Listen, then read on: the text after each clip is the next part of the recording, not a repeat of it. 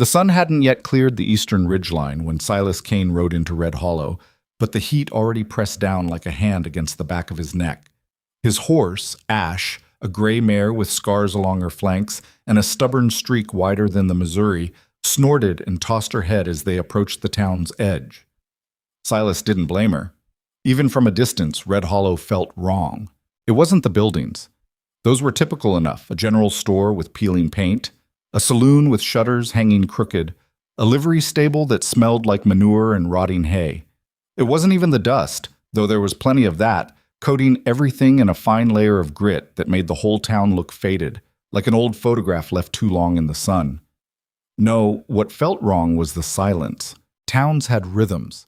Silas had ridden through enough of them to know. Morning meant hammers on anvils, wagon wheels creaking, women calling to children, men cursing at stubborn livestock. But Red Hollow was quiet in a way that made his jaw tighten.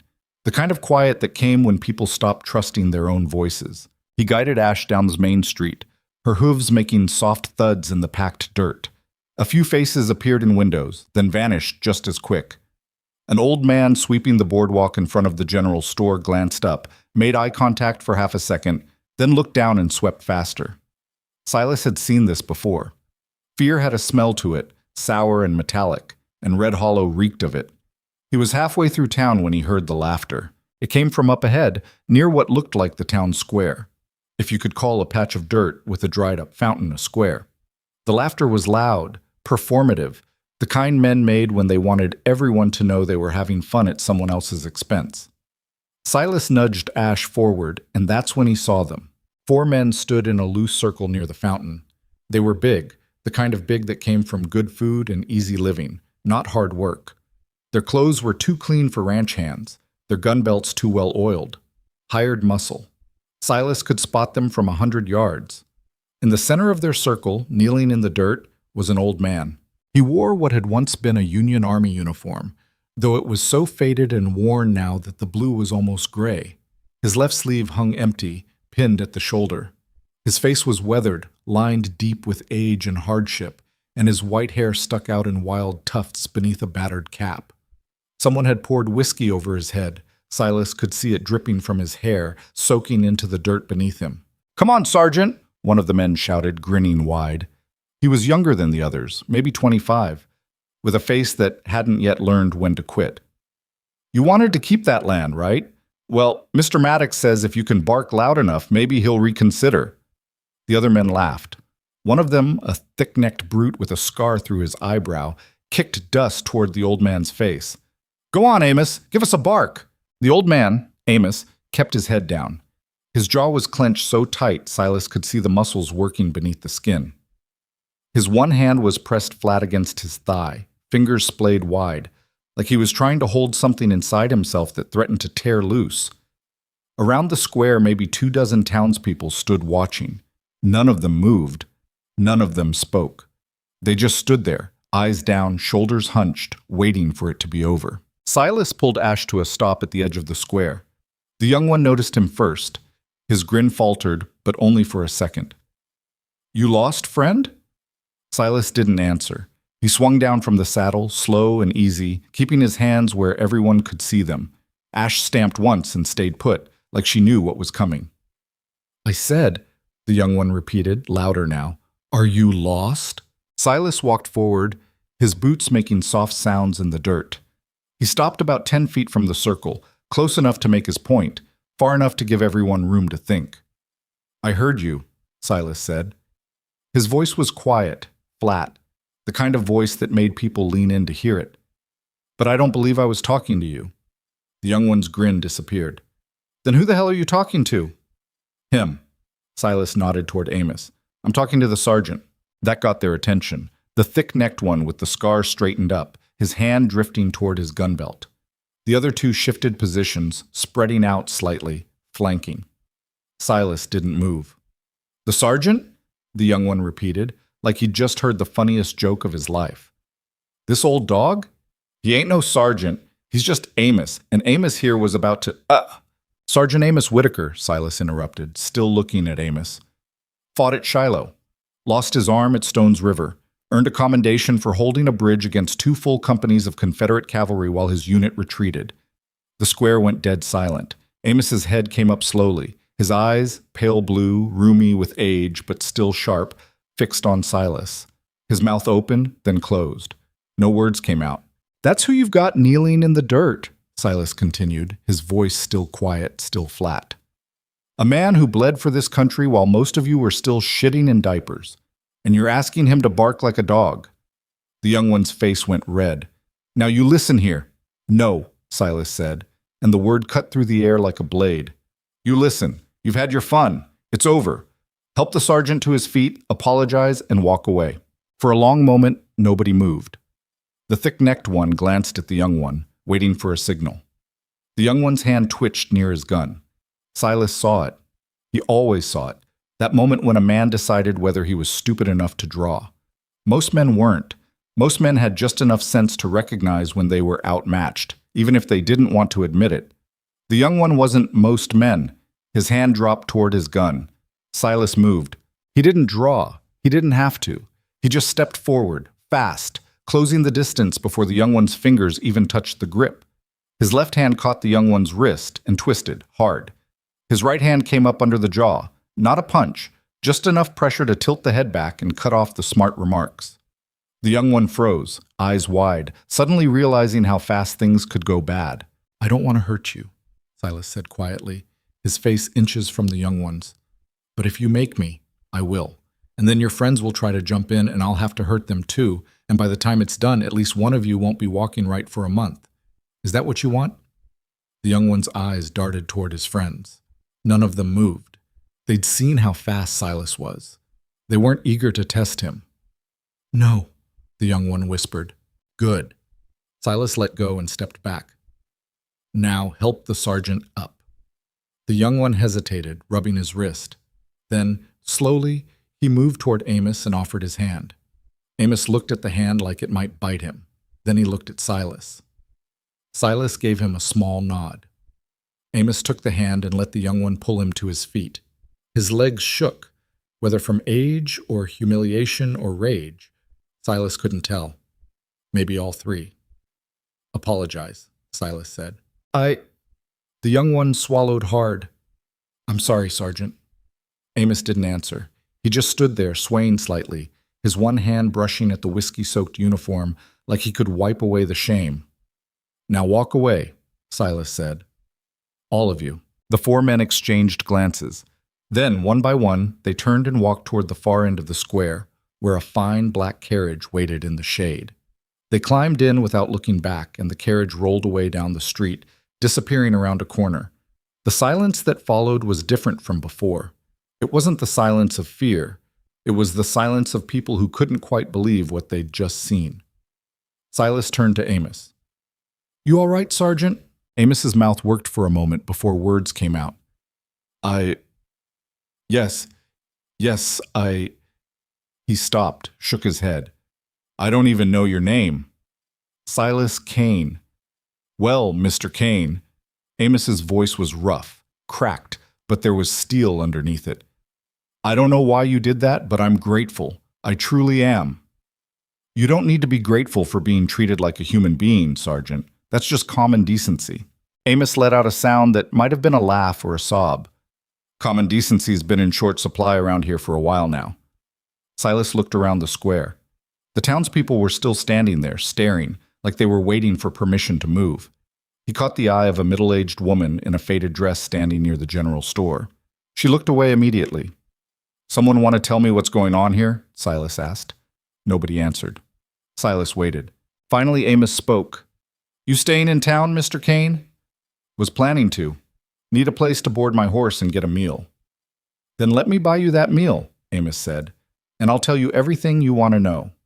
The boarding house sat at the end of a dusty side street, a 2-story building that might have been white once but was now the color of old bone. A hand-painted sign above the door read, "Bell's Boarding House," in letters that had started to peel. Inside, the place smelled like old wood and boiled coffee. The main room held a dozen mismatched tables, most of them empty. A large woman in her 50s stood behind a counter near the back, wiping down plates with a rag that had seen better days. She had strong hands, the kind that had worked hard all their life, and eyes that didn't miss much. She looked up when Silas and Amos walked in, and her expression shifted from wary to surprised to something almost like hope. "Amos?" she said. "You all right?" "I'm fine, Clara," Amos said, though his voice still shook. "This is Silas Kane. He helped me out in the square." Clara's eyes moved to Silas, studying him with the kind of thoroughness usually reserved for livestock auctions. "That's so." "Yes, ma'am," Silas said. She nodded slowly.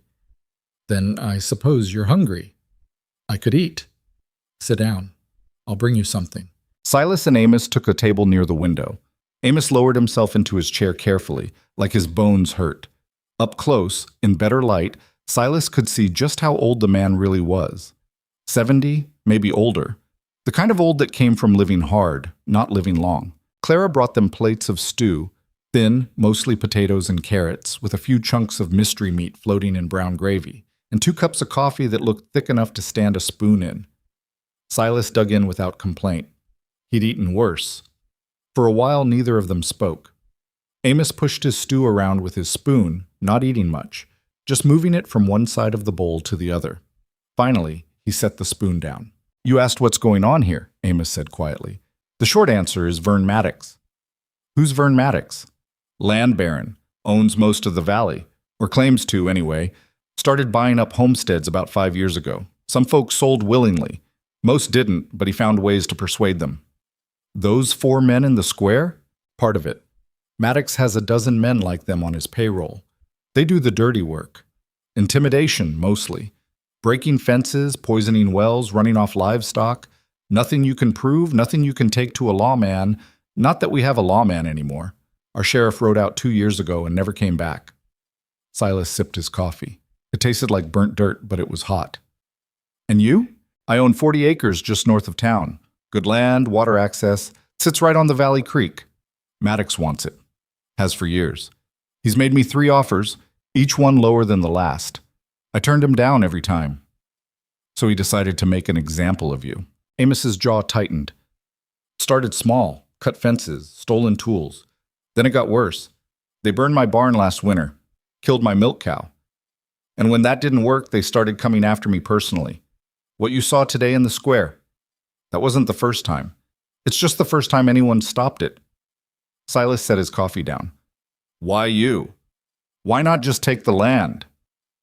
"Because it's not about the land anymore," a new voice said. Silas turned.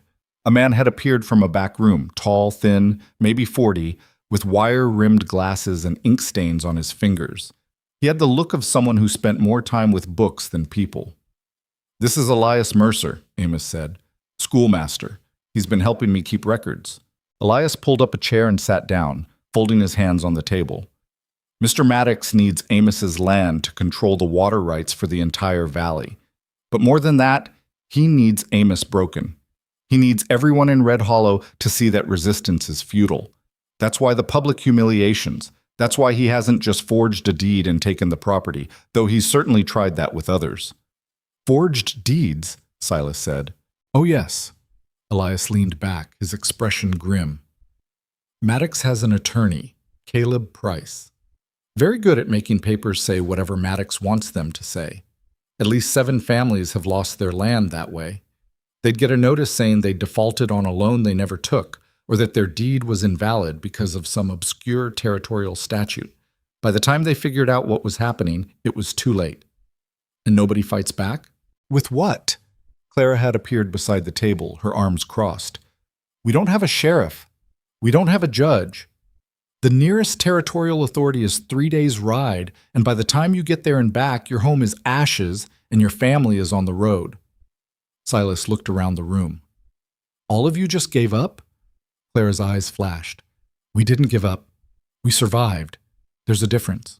"Clara lost her husband," Amos said quietly, 2 years ago. He tried to organize the town, get people to stand together. Maddox's men caught him on the road one night, said it was bandits. Nobody believed that, but nobody could prove otherwise. Clara's face had gone hard, like stone. "My husband was a good man, a brave man, and being brave got him killed. So forgive me, Mr. Kane, if the rest of us decided that staying alive was more important than staying proud. Silas held her gaze for a moment, then nodded. I'm not judging you, ma'am. I'm just trying to understand. Some of the hardness left Claire's face. She sighed and pulled up a chair. It's been going on for 5 years now, slowly at first, then faster. Maddox would buy a property, then another, then another. Anyone who wouldn't sell, he'd pressure. Anyone who resisted too hard, he'd crush. And the whole time, Price would be there with his papers and his contracts, making it all look legal. What about the territorial government? Silas asked. We sent letters, Elias said. 3 times. Either they never arrived, or nobody cared enough to do anything. Red Hollow is small, remote. We're not important enough to matter. Amos picked up his spoon again, then set it back down. I've got journals, he said. Years of them. Every threat, every burned fence, every stolen animal. Names, dates, descriptions. I've been writing it all down, thinking maybe someday it would matter. But it hasn't, and now, he gestured at his whiskey-stained uniform. Now they've decided to just break me instead. Why don't you leave? Silas asked. Sell the land, take whatever you can get, and start over somewhere else. Amos's face went hard. That land is all I have left, Mr. Kane.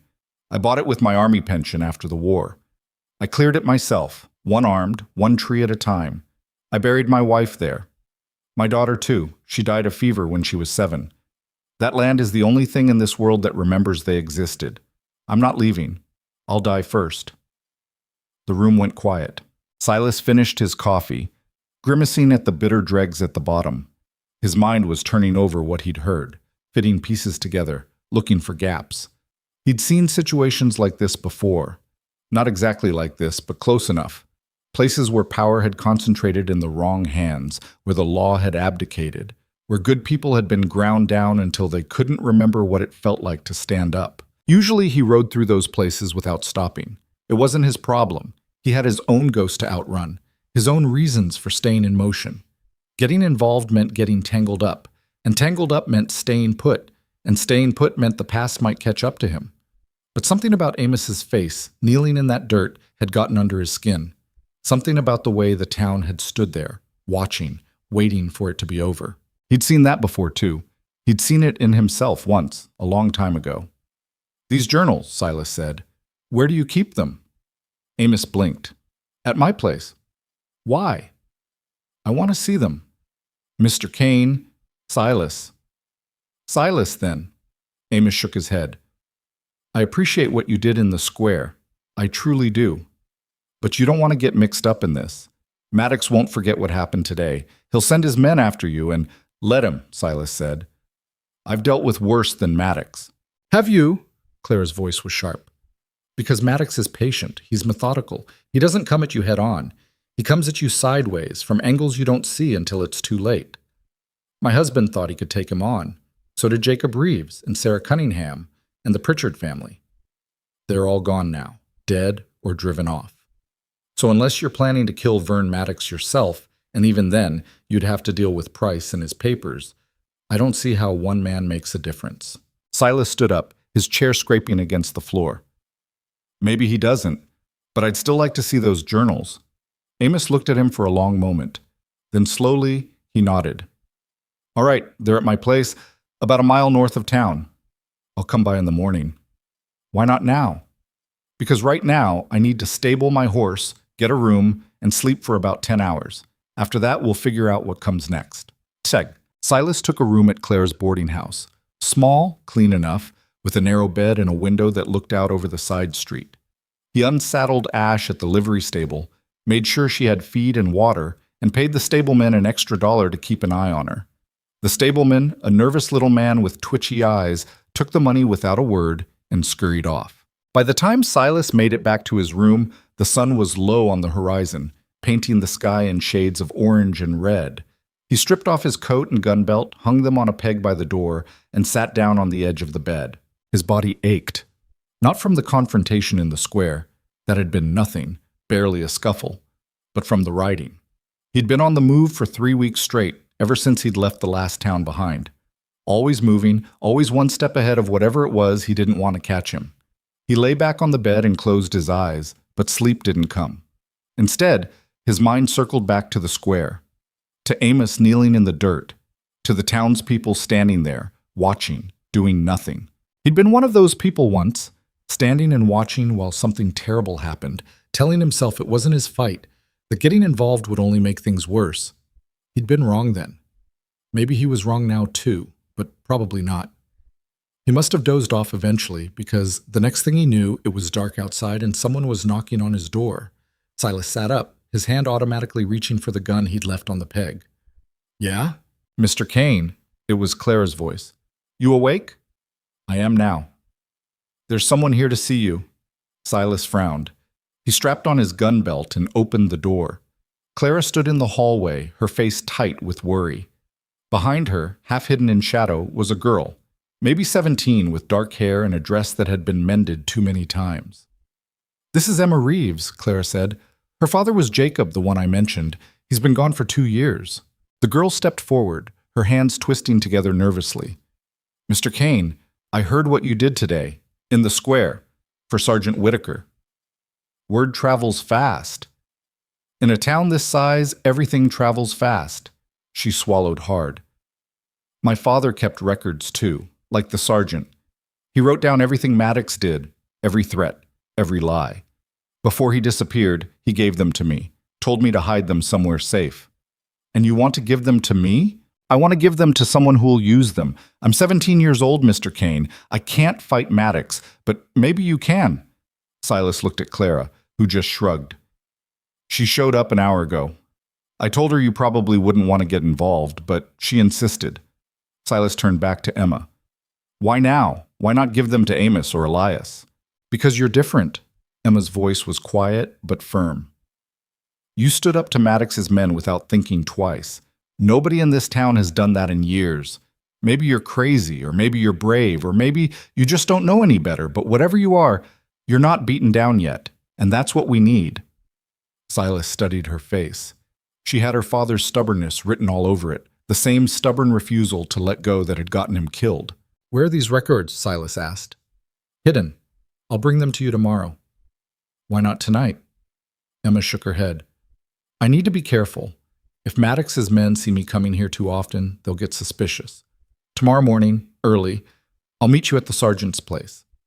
Before Silas could answer, she turned and hurried down the hall, disappearing into the darkness outside. Clara watched her go, then looked at Silas. "You're making a mistake, you know." "Probably. Maddox will come after you, and when he does, it won't be like today in the square. It'll be worse." "I've survived worse."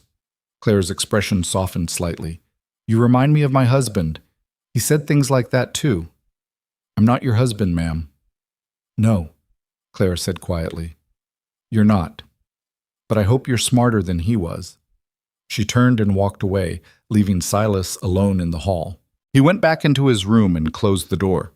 Sleep was gone now, chased off by the weight of what he'd just agreed to without quite meaning to. He sat on the edge of the bed and stared at the wall, his mind churning. He could still leave. Pack up in the morning, ride out before dawn, be 100 miles away before anyone noticed. It wasn't his fight. It had never been his fight. But he knew he wouldn't, because somewhere deep down, beneath all the scars and the running and the carefully maintained distance, there was still a part of him that remembered what it felt like to stand for something. To be the kind of man who didn't just ride past when someone needed help. He'd buried that part of himself a long time ago, after the war, after everything that came after. He told himself it was dead, that he was done caring, done fighting, done being anything other than a ghost drifting through the world. But maybe it wasn't as dead as he'd thought. Maybe it was just sleeping. And maybe Red Hollow was the place where it woke up. Outside, the night deepened. Somewhere in the distance, a dog barked. Closer, footsteps echoed on the boardwalk, then faded. The town settled into its uneasy sleep. The same sleep it had slept for 5 years now. The sleep of people who had learned not to dream anymore. But something had changed today. Something small, maybe. Fragile. Easy to crush. But it was there. Silas could feel it in the air, in the way Clara had looked at him, in the way Emma had stood in his doorway with her father's records hidden somewhere safe, in the way Amos had lifted his head when Silas called him sergeant. Hope was a dangerous thing. Silas had learned that the hard way. Hope got people killed. Hope made them do stupid, reckless things that ended in blood and regret. But maybe, sometimes, hope was also the only thing that could save you. He lay back down on the bed, his gun within reach, and stared at the ceiling until exhaustion finally pulled him under. Tomorrow, he'd ride out to Amos's place. He'd look at the journals, the records, the carefully documented evidence of years of corruption and cruelty. He'd see just how deep Maddox's rot had spread, how many lives had been ruined, how many families had been destroyed. And then he'd decide what to do. Or maybe he'd already decided. Maybe he'd decided the moment he saw Amos kneeling in that dirt, whiskey dripping from his hair, while the whole town stood and watched. Maybe some decisions weren't really decisions at all. Maybe they were just the kind of man you were, stepping forward when every reasonable part of you said to step back. Silas had spent years running from that man, but Red Hollow was the end of the road. And at the end of the road, there was nowhere left to run. Dawn came cold and gray, the kind of morning that made you want to stay in bed and pretend the world outside didn't exist. Silas was already awake, had been for an hour, sitting by the window and watching the street below come to life. A stray dog limped past. A woman hurried toward the general store, her shawl pulled tight. Everything moved quick and quiet, like people were trying not to be noticed. He dressed in the dim light, strapped on his gun belt, and headed downstairs. The boarding house was empty except for Clara, who stood at the stove frying eggs in a pan that had seen better decades. She glanced up when he walked in, her expression unreadable. "Coffee's on the table," she said. "Appreciate it." He poured himself a cup and sat down. The coffee was still terrible, but it was hot and strong enough to wake the dead. Clara slid a plate of eggs and toasted bread in front of him without a word. The eggs were overcooked, the toast was burned on one edge, but Silas ate it all without complaint. "You're going out to Amos's place?" Clara asked, not looking at him. "That's the plan." "Be careful. Maddox's men patrol that area. They see you heading that way, they'll know why." "Let them know." Clara turned from the stove, wiping her hands on her apron. Her face was tired, lined with worry that had dug itself in deep over the years. "You really think you can do something here? Something that actually matters?" "I don't know," Silas said honestly. "But I'm going to try." "That's what my husband said." Her voice was flat, but there was pain underneath it, old and sharp. Right before they found him in a ditch with his skull caved in, Silas set his fork down. "I'm sorry about your husband, ma'am, but I'm not him. No, you're just another man who thinks he's different, who thinks he can stand up to people like Maddox and walk away." She turned back to the stove. "But you can't. Nobody can. That's what 5 years has taught this town." Silas finished his eggs in silence. When he stood to leave, Clara spoke again, softer this time. "If you do find something in those journals, something that could actually hurt Maddox, don't try to use it yourself. Get it to someone who can. Someone with real authority. Promise me that." "I'll think about it." "That's not a promise." "No," Silas said. "It's not." He left before she could say anything else. Outside, the morning air bit at his face. He walked to the livery stable where Ash was already awake and irritable, stamping in her stall like she had somewhere important to be. The nervous stableman appeared from the shadows, moving like a startled rabbit. "She's been fed, mister," he said quickly. "Gave her fresh water too, just like you asked." "Good." Silas saddled Ash himself, checking the cinch twice. "Anyone come asking about me?" The stableman's eyes darted away. "No, sir, nobody." He was lying. Silas could tell by the way his hands shook, the way he wouldn't make eye contact. But pushing him would only make him more nervous, and a nervous man was useless. "If anyone does come asking," Silas said calmly, "you tell them the truth. I'm here, I'm staying at Clara's place, and I don't care who knows it. Understand?" The stableman nodded quickly, relieved to have permission to talk. Silas led Ash out into the street and swung into the saddle. The ride north took him through the edge of town and out into open country. Rolling hills covered in brown grass, scattered trees bent sideways from years of wind. The land had a tired look to it, like it had been worked hard and given nothing back. About half a mile out, he spotted the creek Clara had mentioned. It ran along the western edge of the valley, narrow but steady, cutting through the landscape like a silver thread. Water meant life out here. Control the water, control everything. Amos's property sat on a low rise overlooking the creek. The house was small, maybe 3 rooms, built from rough-hewn timber that had weathered to gray. What had once been a barn was now just blackened timber and ash, exactly like Amos had said. A garden patch near the house looked recently tended, though most of the plants were struggling. A few chickens scratched in the dirt near a leaning fence. Amos was sitting on the porch when Silas rode up, his one hand resting on his knee. He looked better than he had yesterday, cleaner, at least, though his eyes still carried that haunted look of a man who'd been beaten down too many times. "Mr. Kane," he said, standing slowly.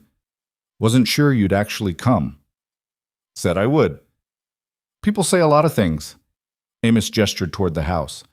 "Come on inside, I've got the journals laid out." The inside of the house was sparse but clean. A table, 2 chairs, a narrow bed in one corner. Shelves lined one wall, filled with books that looked like they'd been read 100 times each. On the table sat a stack of leather-bound journals, maybe a dozen of them, along with loose papers covered in careful handwriting. Silas picked up the top journal and flipped it open. The first entry was dated 5 years ago, just a few lines about a man named Vern Maddox buying the old Henderson place. Nothing remarkable. But as he flipped through the pages, the entries got longer, more detailed. Names, dates, descriptions of threats made and property damaged. Fences cut on March 12th. Well poisoned on April 3rd. Livestock runoff on May 18th. "I started writing everything down after the Hendersons left," Amos said quietly. "Figured if enough people kept records, maybe we could prove what was happening. Make someone pay attention." Silas set down the first journal and picked up another. This one had newspaper clippings pasted inside. Notices of land sales, obituaries, advertisements for property auctions.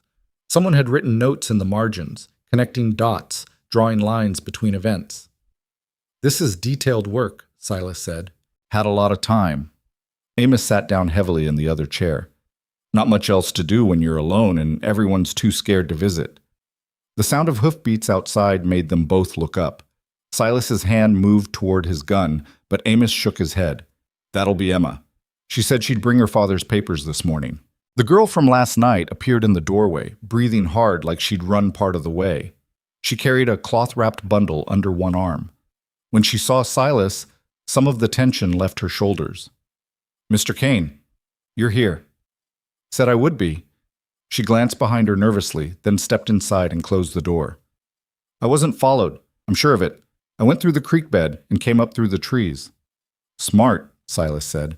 Emma unwrapped the bundle and pulled out 3 more journals, thinner than Amos's, but just as carefully maintained. "My father started these 2 years before he disappeared. He was obsessed with Maddox, said someone had to document what was happening because the law sure wasn't going to do it." Silas took the journals and flipped through them. Jacob Reeves had been methodical, almost obsessive. He'd tracked not just the intimidation and property damage, but the legal maneuvering too. Forged deeds, falsified loan documents, quitclaim agreements signed under duress. Each entry was cross-referenced with dates and witnesses, building a case that should have been ironclad. "Your father was thorough," Silas said. Emma's face tightened. "He thought it would matter, thought if he just had enough evidence someone would listen, but they didn't. And then one night he rode into town to meet with some of the other farmers, and he never came home." "They found his body?" Silas asked. 3 days later, in a ravine about 5 miles west of here. Sheriff said it looked like he'd been drinking and fell off his horse." Her voice cracked. "My father didn't drink." Everyone knew that. Amos reached over and squeezed her shoulder with his one hand. "Your father was a good man, Emma. A brave man." "Brave men die," Emma said bitterly. "That's what I've learned. The only people who survive are the ones who keep their heads down and their mouths shut." "Then why bring me these?" Silas asked. Emma looked at him, and there was something fierce in her eyes, something that hadn't been beaten out of her yet. "Because I'm 17 years old, Mr. Kane. I've got my whole life ahead of me, and I'll be damned if I spend it scared. If there's even a chance these journals can bring Maddox down, I want to take it." Before Silas could respond, there was another sound outside, louder this time, multiple horses moving fast. Amos went pale.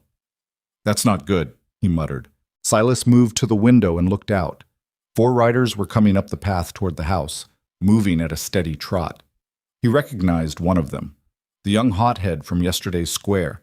The others were new faces, but they all had the same look: hired muscle, well-fed, and well-armed. "You need to hide," Silas said to Emma.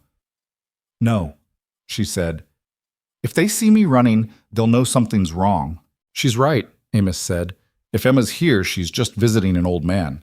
Nothing suspicious about that. Silas didn't like it, but there wasn't time to argue. Then both of you stay inside and stay quiet. Let me handle this. He stepped out onto the porch and closed the door behind him. The riders pulled up about 20 feet away, spreading out in a loose line. The young one dismounted, his face twisted into something between a sneer and a scowl. Well, well, he said, if it isn't the hero from yesterday. Morning, Silas said calmly. You made a mistake, friend, a big one. Did I? You embarrassed us, in front of the whole damn town. The young one took a step closer. Mr. Maddox doesn't appreciate that kind of thing. Mr. Maddox wasn't there. Doesn't matter. We work for him, which means disrespecting us is the same as disrespecting him. Silas let his gaze move across the four men, taking their measure. The young one was still angry, still nursing his wounded pride. That made him dangerous, but also predictable. The other three looked more professional, less interested in revenge and more interested in doing their job and getting paid. I didn't disrespect anyone, Silas said. I just stopped you from humiliating a war veteran. If that bothers you, that's your problem, not mine. The young one's face went red. You son of a… Easy, Tucker. One of the other men spoke up. Older, maybe 40, with a scar running down his neck and cold eyes that had seen their share of violence. We're not here to fight. Then why are you here? Silas asked. To deliver a message, Scarface said. For Mr. Maddox, he'd like to meet you. Is that so? Yes, sir. He's curious about you. Wants to know what kind of man rides into Red Hollow and starts making trouble. I'm not making trouble. I'm just passing through. That's not what it looks like from where we're standing.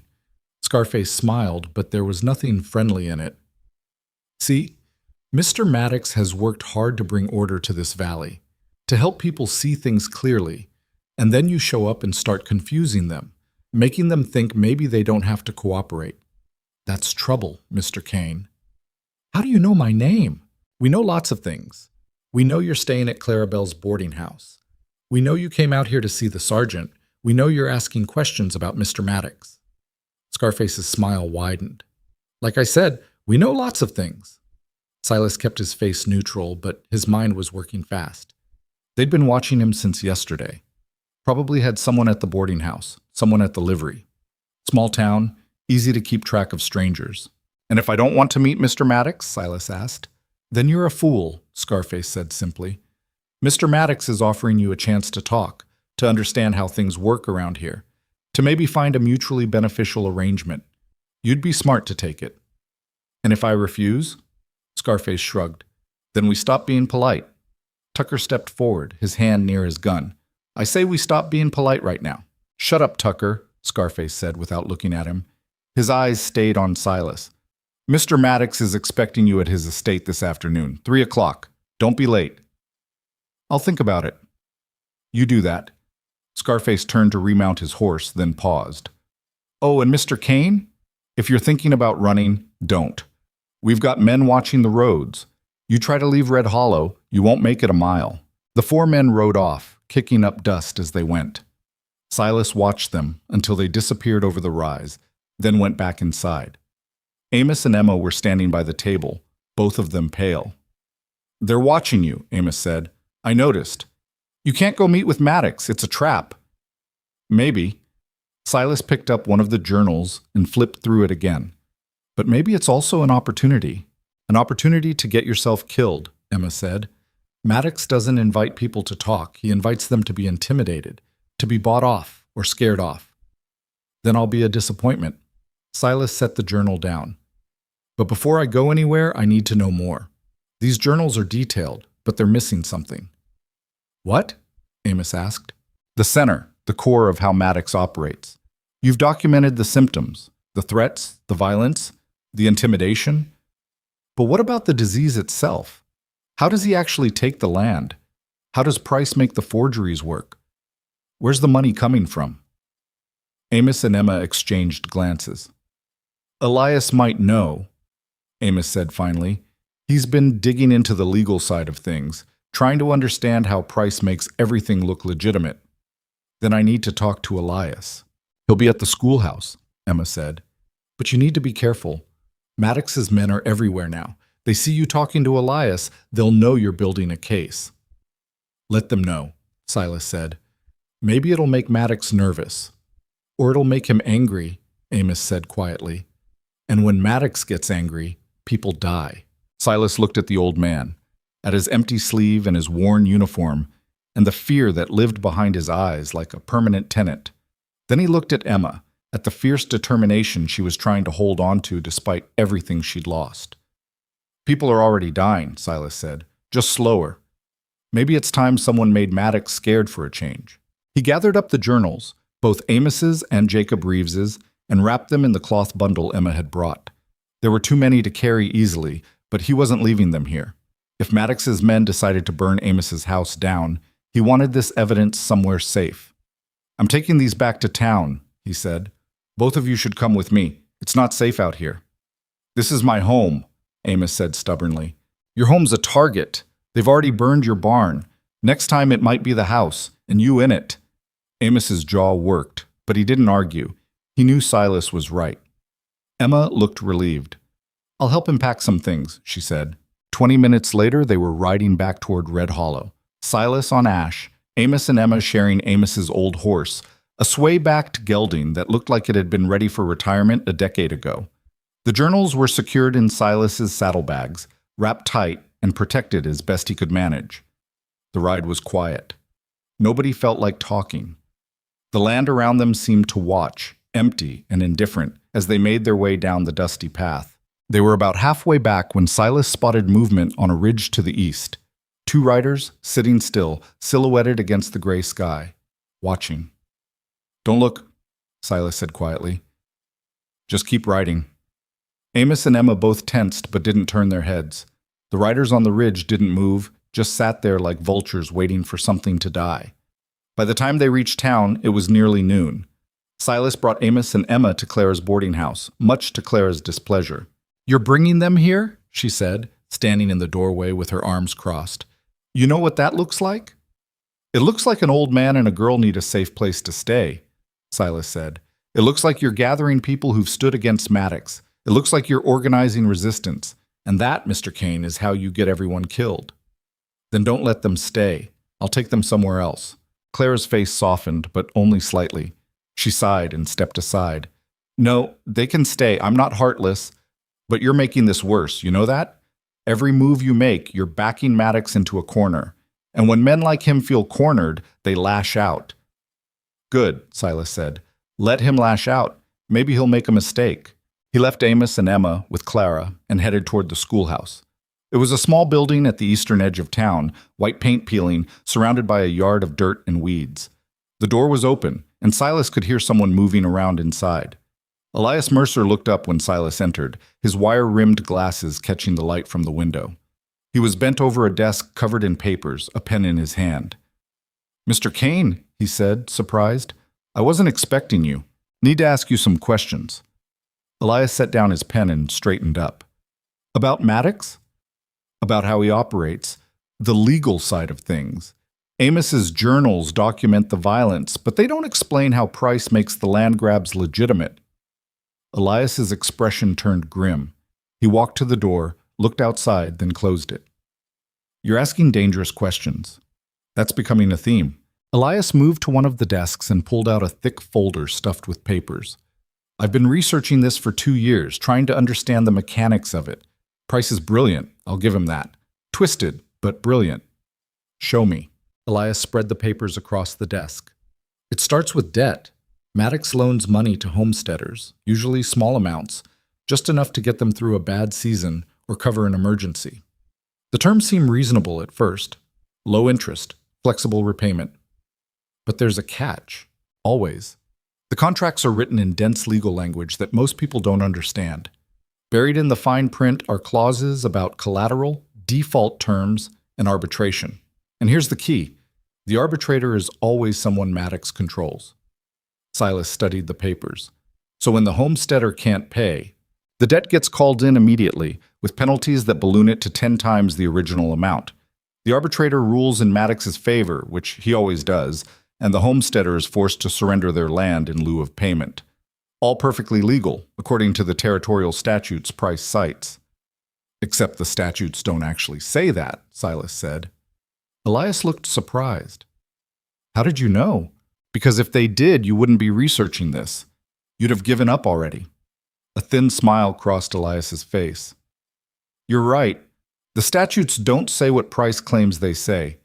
He twists the language, combines clauses from different sections, cites precedents that don't actually exist, but by the time anyone realizes what's happened, it's too late. The deed has already been transferred, the land has already been sold, and the homesteader is on the road with nothing. What about the families who didn't take loans? Different approach. Price files false claims against their deeds, says there's a defect in the title, or that the land was never properly surveyed, or that it violates some obscure territorial regulation. He buries them in paperwork, forces them to hire attorneys they can't afford, drags out the process until they give up or run out of money. Then he files for a default judgment and takes the land. Silas felt anger building in his chest, cold and sharp. And the territorial government lets this happen? The territorial government doesn't know it's happening. Or if they do, they don't care.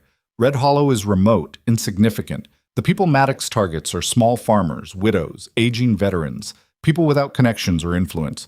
Who's going to advocate for them? Someone should. Elias looked at him steadily. Is that someone you? I'm thinking about it. Then you need to understand what you're up against. Elias picked up one of the papers and handed it to Silas. It was a deed, covered in official-looking stamps and signatures. This is the Pritchard property. Family of 5 owned 80 acres on the north side of the valley. Maddox wanted their water access. Price filed a claim saying their deed was invalid because of a surveying error from 20 years ago. By the time the Pritchards understood what was happening, they'd already lost. They left 3 months ago. Nobody knows where they went. Silas studied the deed. It looked legitimate, but then again, that was the point. How many families? 15 that I can confirm. Probably more that I don't know about. And nobody's fought back? Nobody's taken this to a judge? The nearest judge is in the territorial capital, 3 days' ride.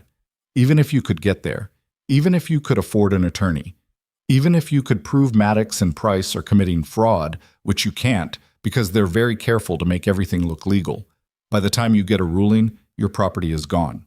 Sold to a third party, impossible to recover. What about federal authorities? The army? Elias shook his head. We tried, sent letters, petitions. Either they never arrived or they were ignored. I suspect Maddox has someone intercepting the mail, but I can't prove it. Silas set the deed down and looked at the spread of papers covering the desk. Years of careful documentation, all of it useless because there was nobody with the power or the will to do anything about it. There has to be a way, Silas said. If there is, I haven't found it. Elias's voice was tired. Believe me, I've looked. I've read every statute, every regulation, every legal precedent I can find. Maddox and Price have built their system carefully. It's corruption dressed up as law, and it's nearly impossible to dismantle without someone in authority willing to look past the paperwork and see what's really happening. Silas was quiet for a moment, thinking. Then he said, what if we don't dismantle it? What if we just expose it? To who? Everyone. Territorial authorities, federal investigators, newspapers, veteran organizations. What if we flood them with so much evidence, so much documentation that they can't ignore it anymore? Elias frowned. That's ambitious and risky. The moment Maddox realizes what you're doing, he'll move to stop you. And his methods are unpleasant. I've met his methods. I'm not impressed. You should be. Elias's voice was sharp now. Jacob Reeves wasn't impressed either. Look where that got him. I'm not Jacob Reeves. No, you're just another stranger who thinks he can save us. Elias turned away, his shoulders slumped. I'm sorry, that was unfair. It's just, we've been living with this for so long. Sometimes it feels like nothing will ever change. Silas put a hand on the schoolmaster's shoulder. Change doesn't happen on its own. Someone has to make it happen. Maybe that's me, maybe it's not. But I'm going to try. Elias looked at him for a long moment, then nodded slowly. What do you need? Everything you've got. Every document, every piece of evidence, every scrap of information that connects Maddox and Price to what they've done. I'm going to put together a case so airtight that even the most corrupt official can't ignore it. That'll take days, maybe weeks. Then we'd better start now. They worked through the afternoon, Elias pulling out files and folders he'd hidden throughout the schoolhouse. Deeds, contracts, letters, witness statements, everything carefully preserved, waiting for someone to use it. Silas read through it all, making notes, connecting patterns, building the skeleton of a case in his mind. It was past 2 o'clock when Clara appeared in the doorway, breathless. "Mr. Kane," she said, "you need to come back to the boarding house, now." Something in her voice made Silas stand immediately. "What happened?" "Maddox sent more men. They're outside asking for you. They say if you don't come out, they'll come in." Elias went pale. "How many?" "8, maybe more. They've got the whole street blocked off." Silas grabbed his hat and the bundle of journals from where he'd set them. "Elias, hide everything. Don't let them see any of this." "Where are you going?" "To find out what Maddox really wants." The walk back to the boarding house felt longer than it should have. The street was empty. People had vanished into their homes, doors shut tight, curtains drawn. The only movement was at the far end, where a group of mounted men waited in a rough semicircle. Silas counted 9 of them. Scarface was there, along with Tucker and several others he didn't recognize. They all wore guns, all sat their horses like men who knew how to use them. But it was the man in the center who drew Silas's attention. He sat on a black stallion that probably cost more than most people in Red Hollow earned in a year. His clothes were expensive, tailored coat, polished boots, a hat with a silver band. He was maybe 50, with iron gray hair and a face that might have been handsome once but had hardened into something cold and calculating. His eyes were dark, flat, the kind of eyes that could watch a man die without blinking. "Vern Maddox." "Mr. Kane," Maddox said, his voice smooth and cultured, completely at odds with the threat his men represented. "I believe we have an appointment." "I don't recall agreeing to one," Silas said. "Nevertheless, here we are." Maddox smiled, but it didn't reach his eyes. "I've heard a great deal about you in the past 24 hours. The mysterious stranger who rode into town and decided to play hero. I'm curious about you." "Feelings not mutual." Maddox's smile widened slightly. "Direct." "I appreciate that. So let me be direct as well. You're causing problems in my town, Mr. Kane, problems I can't afford to have." "Your town? In every way that matters, yes. I've invested years of work and considerable capital into bringing order to this valley, into helping these simple people understand what's best for them. And now you arrive and start filling their heads with foolish notions about resistance and justice." He shook his head, almost sadly. "That's disruptive, Mr. Kane, and I can't allow disruption." "So what do you want?" "I want you to leave, today. Right now, in fact. Right out of Red Hollow and don't come back. Do that, and we'll have no further conflict." "And if I don't?" Maddox's expression didn't change, but something shifted in the air. His men tensed, hands moving closer to their guns. "Then I'll be forced to address the problem more directly," Maddox said. "I've been patient until now, Mr. Kane, patient with Sergeant Whitaker and his stubborn refusal to see reason, patient with people like Jacob Reeves and his misguided attempts at organization. But my patience has limits." "You killed Jacob Reeves." "I did no such thing. Mr. Reeves suffered an unfortunate accident. The sheriff investigated and found nothing suspicious." "You didn't have a sheriff 2 years ago." "Precisely. Which is why accidents like that happen. Without proper law enforcement, this valley can be a dangerous place." Maddox leaned forward slightly in his saddle. "But it doesn't have to be dangerous for you, Mr. Kane. Leave now, and you'll be perfectly safe. Stay, and I can't guarantee your safety, or the safety of anyone foolish enough to associate with you." Silas felt the threat for what it was, not just against him, but against Amos, Emma, Clara, Elias, everyone who'd helped him. Maddox was drawing a line, making it clear that anyone who stood with Silas would suffer. "I'm not leaving," Silas said quietly. Maddox sighed like he was genuinely disappointed. "That's unfortunate. I had hoped you'd be reasonable." "I am being reasonable. You're the one threatening people." "I'm not threatening anyone, Mr. Kane. I'm simply explaining how things are. This valley has an order to it now. A system. And that system works because everyone understands their place in it. You're disrupting that understanding. That makes you dangerous. Good. For the first time, something like anger flickered across Maddox's face. It was gone in an instant, replaced by that same cold calculation, but Silas had seen it. Beneath the polish and the smooth words, Maddox was just another bully who'd gotten used to people backing down. "You're making a mistake," Maddox said. "Probably. I make a lot of them." Maddox studied him for a long moment, then nodded slowly. "Very well. I gave you a chance, Mr. Kane. Remember that."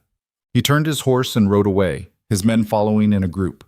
Tucker was the last to leave, and he shot Silas a look that promised violence before spurring his horse to catch up with the others.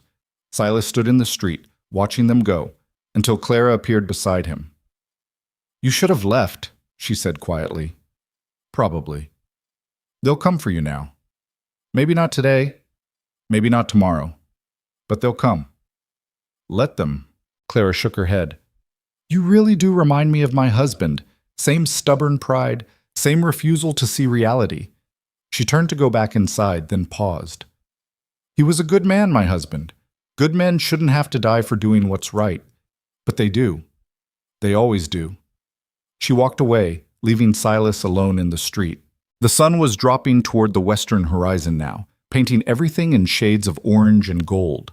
It was beautiful in a harsh way, the kind of beauty that made you forget how hard this land was, how unforgiving.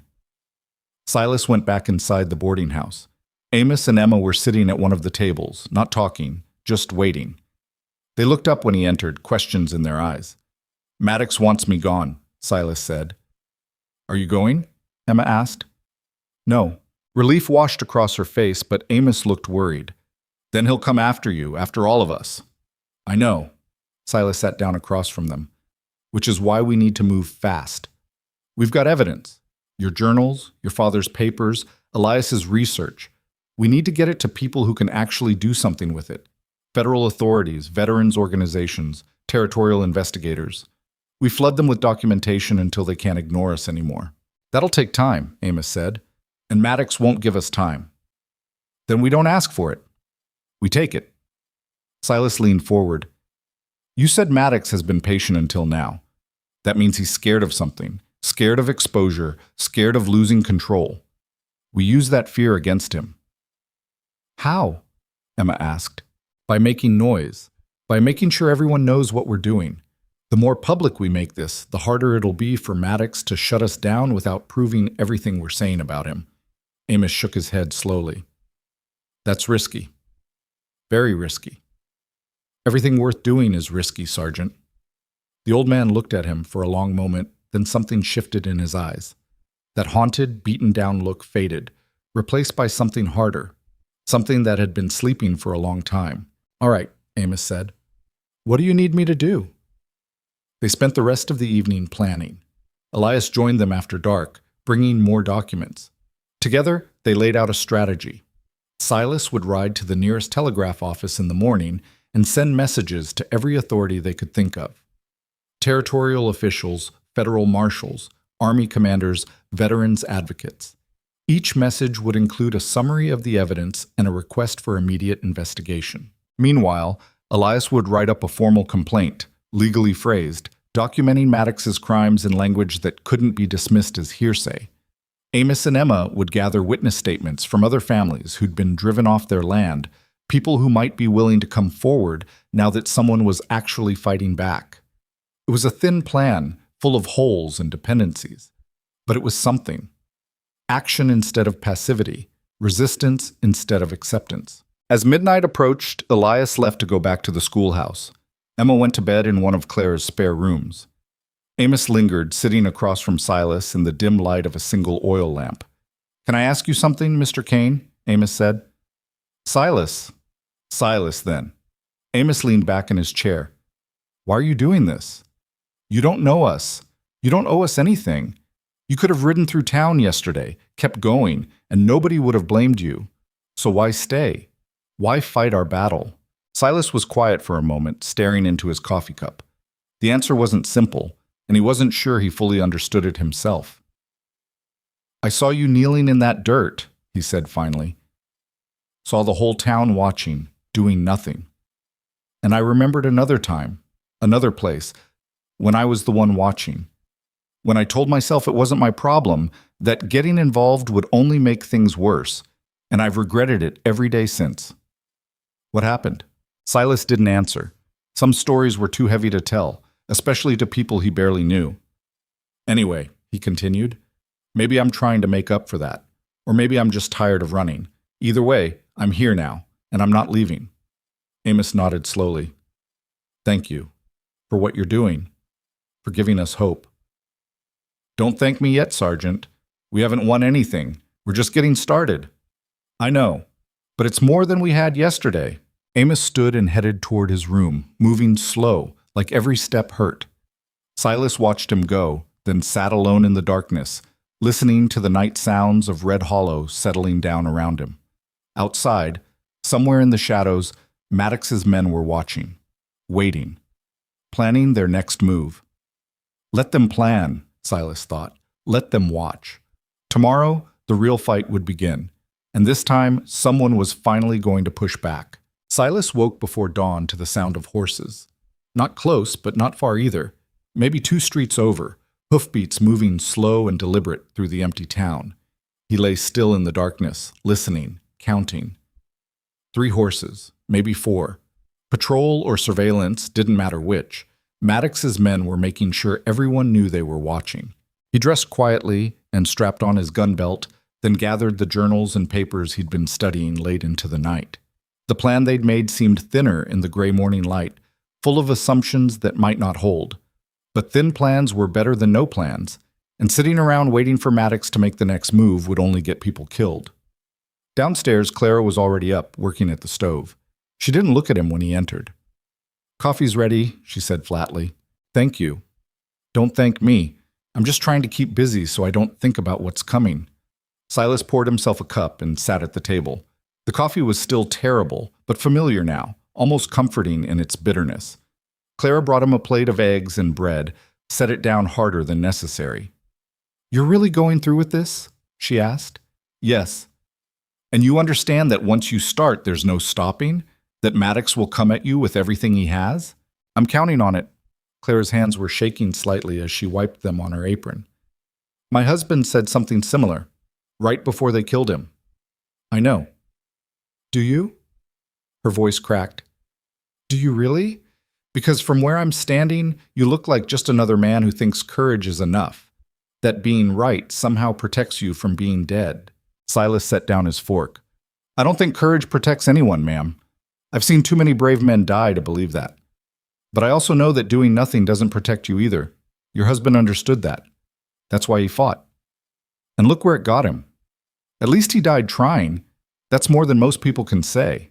Clara turned away sharply, her shoulders tight. For a moment, Silas thought she might throw something at him. Instead, she just stood there, breathing hard, fighting something inside herself. I'm sorry, Silas said quietly. That was cruel. No, Clara's voice was rough. It was true.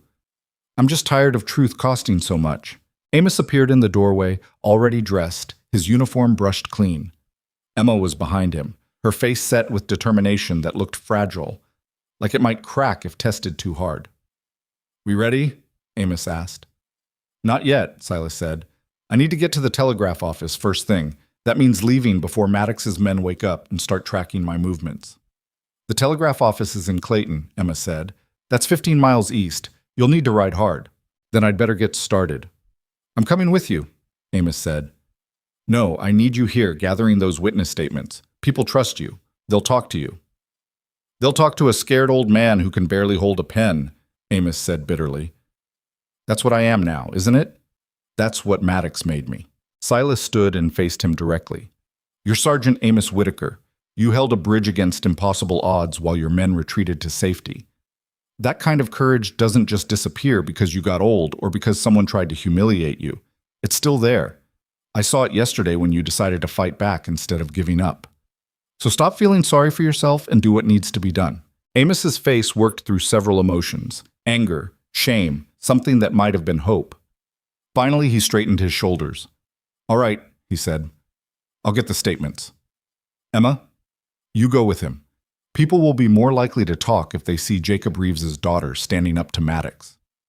Emma nodded, but her hands were clenched tight at her sides. She was scared. They were all scared, but scared people could still fight if they had a reason to. Silas grabbed his coat and hat, then paused at the door. Elias should stay at the schoolhouse. Keep working on that formal complaint. Make it airtight.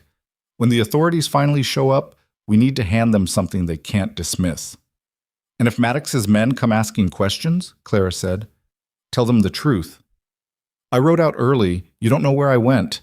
They won't believe you, but they can't prove otherwise. They don't need proof. They just need an excuse. Then don't give them one. Stay calm, stay quiet, and wait for me to get back.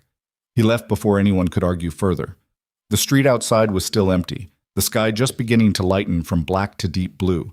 Ash was already awake in the livery stable, stamping irritably.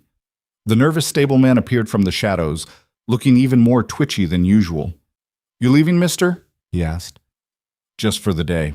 Mr. Maddox's men were asking about you last night. Wanted to know your habits when you come and go. What did you tell them? The stableman's eyes darted away. I didn't tell them nothing. I swear. Good, keep it that way.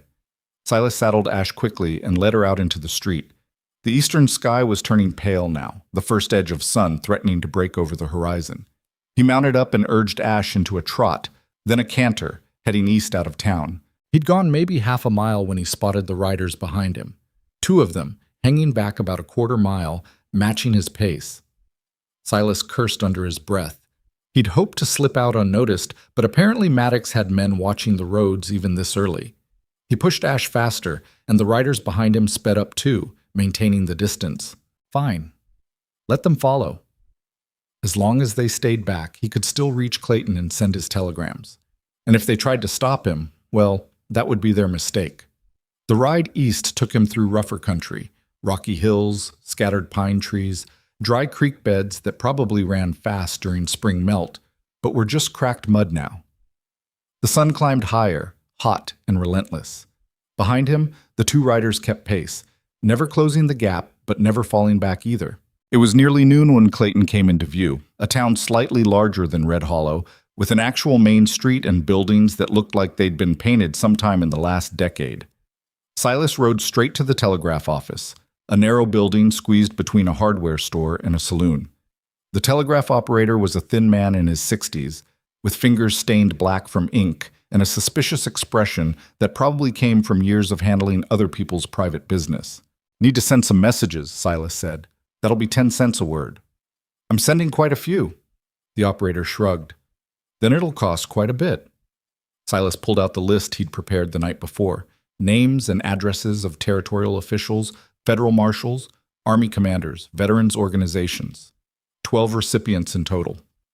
For each one, he'd written a carefully worded message summarizing the situation in Red Hollow and requesting immediate investigation. The operator's eyebrows went up as he read through them. This is a lot of official correspondence. Just send it. That'll be $32. Silas counted out the money, watching his funds dwindle. He'd need to find work soon if he stayed in Red Hollow much longer, but that was a problem for later. Right now, getting these messages out was all that mattered. The operator started tapping out the messages, his fingers moving with practiced efficiency across the telegraph key. Silas watched through the window as the two riders who'd followed him took up position across the street, their horses tied to a hitching post. They weren't even trying to hide now, just sitting there, watching, making sure he knew they were watching. You in some kind of trouble, mister? The operator asked without looking up from his work. Why do you ask? Because those two men outside have been watching this office since you arrived, and because these messages you're sending are about Vern Maddox, and people who cross Maddox tend to have short lifespans. You know Maddox? Everyone knows Maddox. He owns half the valley between here and Red Hollow, maybe more. The operator paused in his tapping. He bought the Peterson ranch last year. Nice spread, good water. Peterson didn't want to sell, but Maddox has ways of persuading people. What kind of ways? The operator's fingers started moving again. The kind we don't talk about if we want to keep breathing. Silas leaned against the counter. So the corruption extends beyond Red Hollow. Corruption's a strong word. Let's just say Maddox understands how to work the system. He's got lawyers, connections, friends in the territorial government. Cross him, and you'll find yourself buried in paperwork until you give up or go broke. Sounds like someone needs to stop him. Lots of people have tried. None of them succeeded. The operator finished the last message and looked up. My advice? Take whatever fight you're planning and walk away from it. Maddox always wins. That's just how it is. Maybe it doesn't have to be. The operator shook his head. You're not the first person to say that. But you might be another one who ends up in a ditch somewhere, called an accident that nobody investigates too closely. Silas picked up the receipt for the telegrams. Messages sent? Every one of them. Should reach their destinations within a few hours, depending on how busy the lines are. Good. Outside, the two riders straightened up when Silas emerged. One of them, a thick-shouldered man with a face like weathered leather, called out. You done with your business, friend? For now, Silas said. Then you'll be heading back to Red Hollow? Eventually. Mr. Maddox would prefer you head back now. Says he's got some things he'd like to discuss with you. I'll bet he does. The thick-shouldered man's expression didn't change. That wasn't a request. Didn't sound like one. But I'm not in the habit of taking orders from men I don't work for. The other rider, younger and meaner looking, let his hand drift toward his gun. Maybe you should start. Silas stepped away from Ash, giving himself room to move. The street was busier here than in Red Hollow. People moving in and out of shops, a wagon rolling past, children playing in an alley. Too many witnesses for an outright gunfight. That gave him an advantage if he was smart about it. You really want to do this here? Silas asked quietly. In front of all these people? That'll bring the law down on you faster than you can explain it away. The thick-shouldered man hesitated. He knew Silas was right. Whatever Maddox wanted, he didn't want his men starting shootouts in the middle of populated towns. Too messy, too public, too many questions. Then come with us peaceful, the man said. Just a conversation. Nobody needs to get hurt. I'm not getting on a horse with you two. I'll ride back to Red Hollow on my own time. That's not acceptable. Then I guess we're at an impasse. For a long moment, nobody moved. The younger rider looked like he wanted to draw. Consequences be damned. The thick-shouldered man was smarter, calculating the odds, weighing whether forcing the issue was worth the risk. Finally, he nodded slowly. All right, you ride back on your own, but know this. Mr. Maddox is watching. He knows what you did this morning, sending all those messages, and he's not happy about it. I'm not trying to make him happy. Then you're a fool. Happy or angry, Maddox gets what he wants. Always has. Always will. The two riders mounted up and rode off west back toward Red Hollow. Silas watched them go, then checked his gun to make sure it was loaded and ready. The confrontation was coming faster than he'd expected. Maddox wouldn't wait for the authorities to respond to those telegrams. He'd move now, hard and fast, trying to shut down the resistance before it gained momentum, which meant Silas needed to move faster. He climbed back on Ash and headed west, but not toward Red Hollow. Not yet. There was one more stop he needed to make first. About 5 miles outside Clayton, there was a smaller settlement called Bridger's Creek. Barely a town, just a handful of buildings clustered around a crossroads. Silas had heard about it from the telegraph operator, who'd mentioned it in passing. Bridger's Creek had a small newspaper, one of the few in the territory, run by a man named Samuel Bridger, who supposedly wasn't afraid to print stories that made powerful people uncomfortable. If Silas was going to expose Maddox, he needed more than just telegrams to distant authorities. He needed the story out in public, where people could read it and talk about it, and spread it until ignoring it became impossible. The newspaper office was a squat building with a printing press visible through the front window. Silas tied Ash outside and pushed through the door. The smell of ink and paper hit him immediately, thick and chemical. A man in his 40s looked up from behind a desk covered in manuscript pages. He had ink on his fingers and a skeptical expression that probably came from years of hearing wild stories that turned out to be nothing. "Help you?" he asked. "Samuel Bridger? That's me? I've got a story for you about land fraud, corruption, and a man named Vern Maddox." Bridger's expression shifted slightly. "Maddox, huh? You're not the first person to come in here with accusations about him. But I've got evidence. Journals, documents, witness statements, years of carefully documented crimes." That got Bridger's attention. He set down the page he'd been reading. "You're serious. Completely. You understand that printing something like this is dangerous? Maddox has lawyers. He'll sue me into the ground if I can't back up every word. I can back up every word, Silas said. He pulled out one of Amos's journals and set it on the desk. This is just the beginning. There's more. A lot more. And if you print this story, I'll make sure you have access to all of it. Bridger picked up the journal and flipped through it, his eyes scanning the careful entries. His expression grew more serious with each page. This is detailed, he said quietly. Sergeant Whitaker is thorough. Whitaker, I know that name. He's the veteran Maddox has been targeting, isn't he? One of many. Maddox has driven at least 15 families off their land in the past 5 years. Fraud, intimidation, violence, all of it documented. Bridger set the journal down and looked at Silas. And you are? Someone who's tired of watching bad men win. That's not an answer. It's the only one you're getting right now. Bridger studied him for a moment, then nodded. All right, I'll look into this. If the evidence holds up, I'll print it. But I need time, a week, maybe 2, to verify everything and write the story properly. You don't have 2 weeks. Maddox is already moving against us. We need this out now. I can't print unverified accusations. That's not journalism, that's gossip. And gossip won't hold up in court when Maddox sues me. Silas felt frustration rising, but forced it down. Bridger was right. A half-baked story would do more harm than good. But time was the one thing they didn't have. 1 week, Silas said. I'll get you everything you need within 1 week. Journals, legal documents, witness statements. You verify it fast, and you print it fast. Deal? Bridger hesitated, then extended his hand. Deal. But if this blows up in my face, I'm blaming you. Fair enough. Silas left the journal with Bridger and headed back outside. The sun was past its peak now, beginning its slow descent toward evening. He'd been gone most of the day. By now, Amos and Emma would have started gathering witness statements. Elias would be working on the legal complaint, and Maddox would be planning his response. The ride back to Red Hollow felt longer than the ride out. Ash was tired, her gait uneven, and Silas had to stop twice to let her rest and drink from his canteen. As they got closer to town, he started seeing signs of Maddox's presence. Riders on distant ridges, watching. A camp of 4 men near the creek, their horses picketed and a fire burning. They weren't even hiding anymore. Maddox was making a show of force, letting everyone know he was tightening the noose. Silas reached Red Hollow just as the sun touched the horizon. The town felt different from when he'd left, quieter, more tense, like everyone was holding their breath. He rode straight to the boarding house and found Clara in the main room, her face pale. Thank heaven, she said when she saw him. We were starting to think they'd gotten to you. Who's they? Maddox's men. They've been all over town today, asking questions, making threats.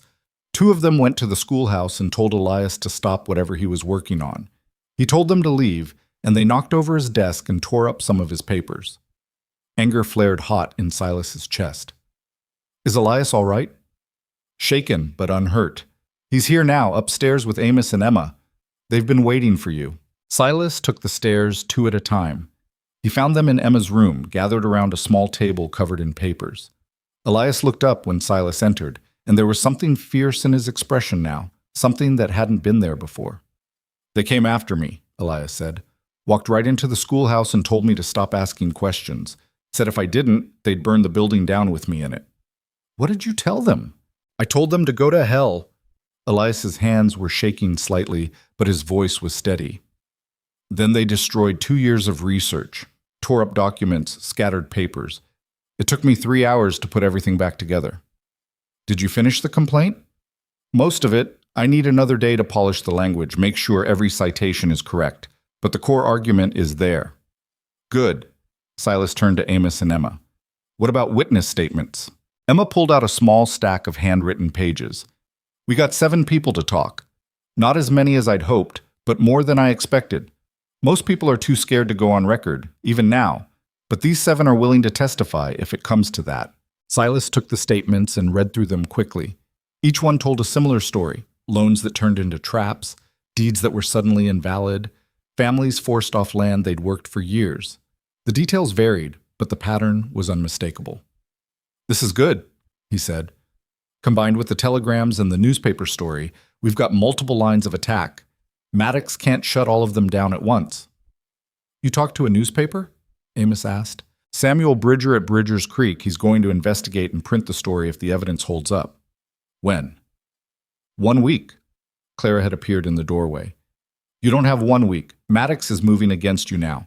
By tomorrow, he'll have made his next play. Then we make ours first. Silas spread the journals and documents across the table. Tonight, we put together complete packages, journals, statements, legal complaints, everything. We make copies of the most important documents. Tomorrow, before dawn, I ride to Bridger's Creek and deliver 1 package to Samuel Bridger. Emma, you ride to Clayton and find the territorial marshal's office. Even if the marshal isn't there, leave the package with instructions to open it immediately.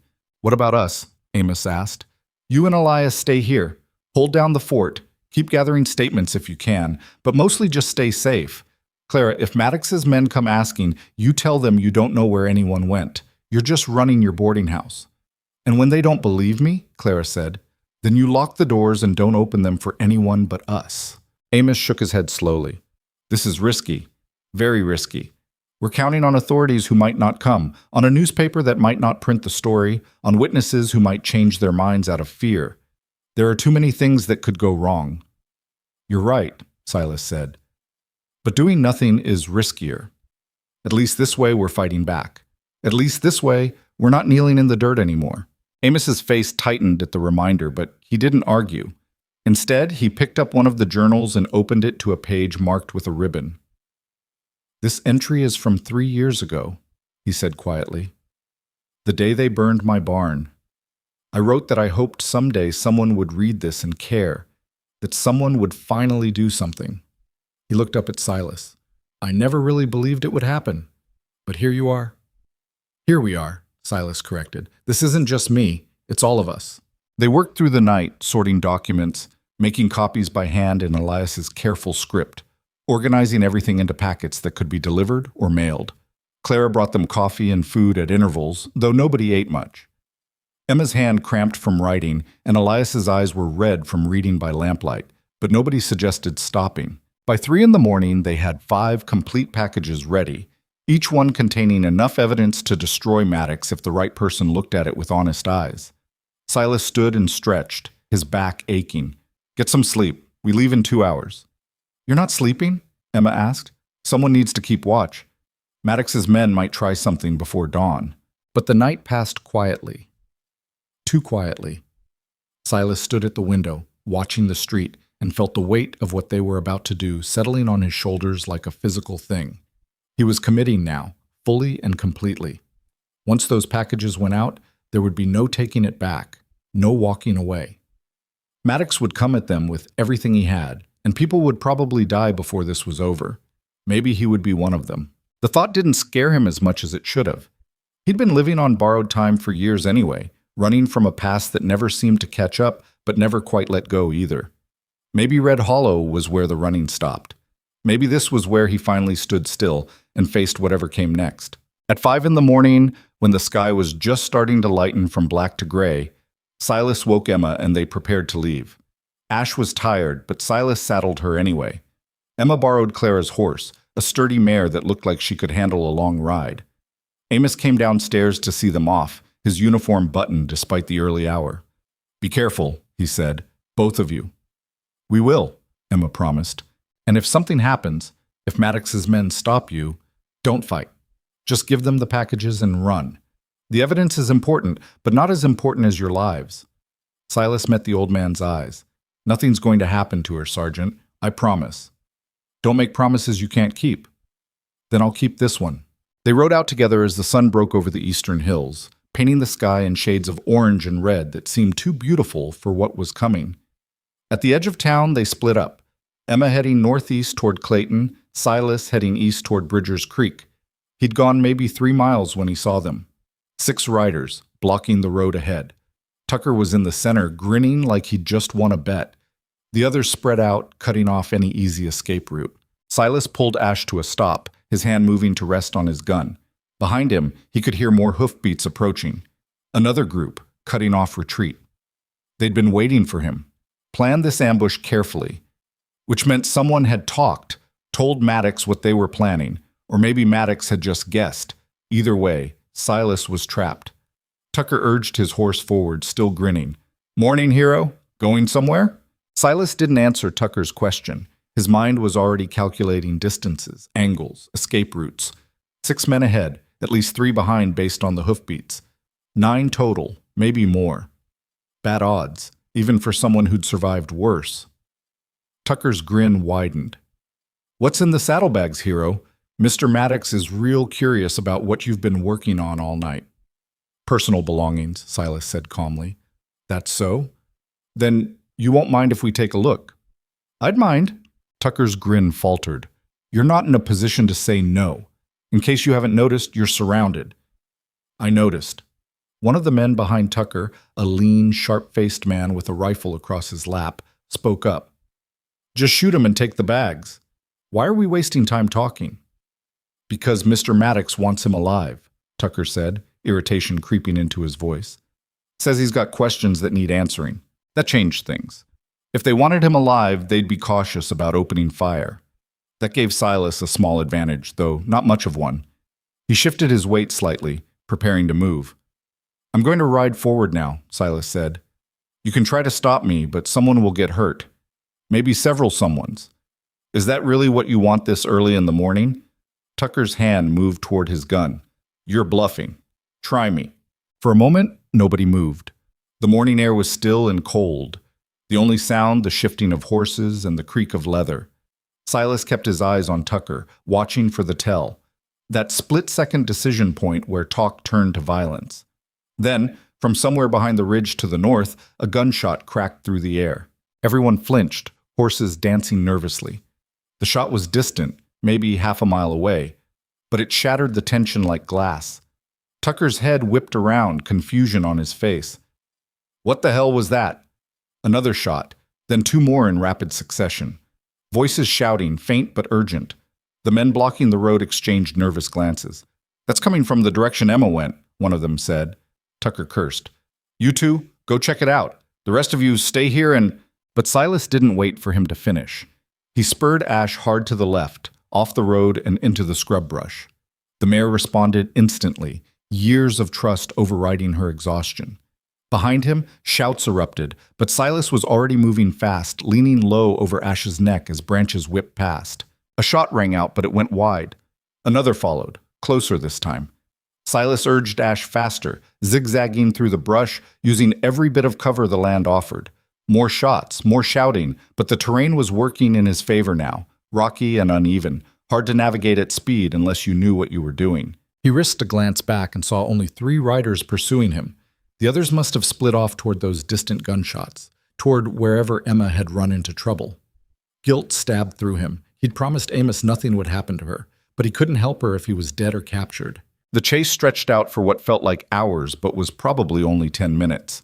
Ash was breathing hard, her gait becoming labored. Silas couldn't push her much further without risking injury. He needed to lose these riders, and fast. Ahead, the ground dropped away into a steep ravine, maybe 20 feet deep with a narrow creek at the bottom. Silas made a split-second decision and guided Ash down the slope at an angle, her hooves sliding in the loose dirt. They hit the bottom hard, splashing through shallow water, then scrambled up the far side. Behind him, one of the riders tried to follow, and his horse lost its footing halfway down.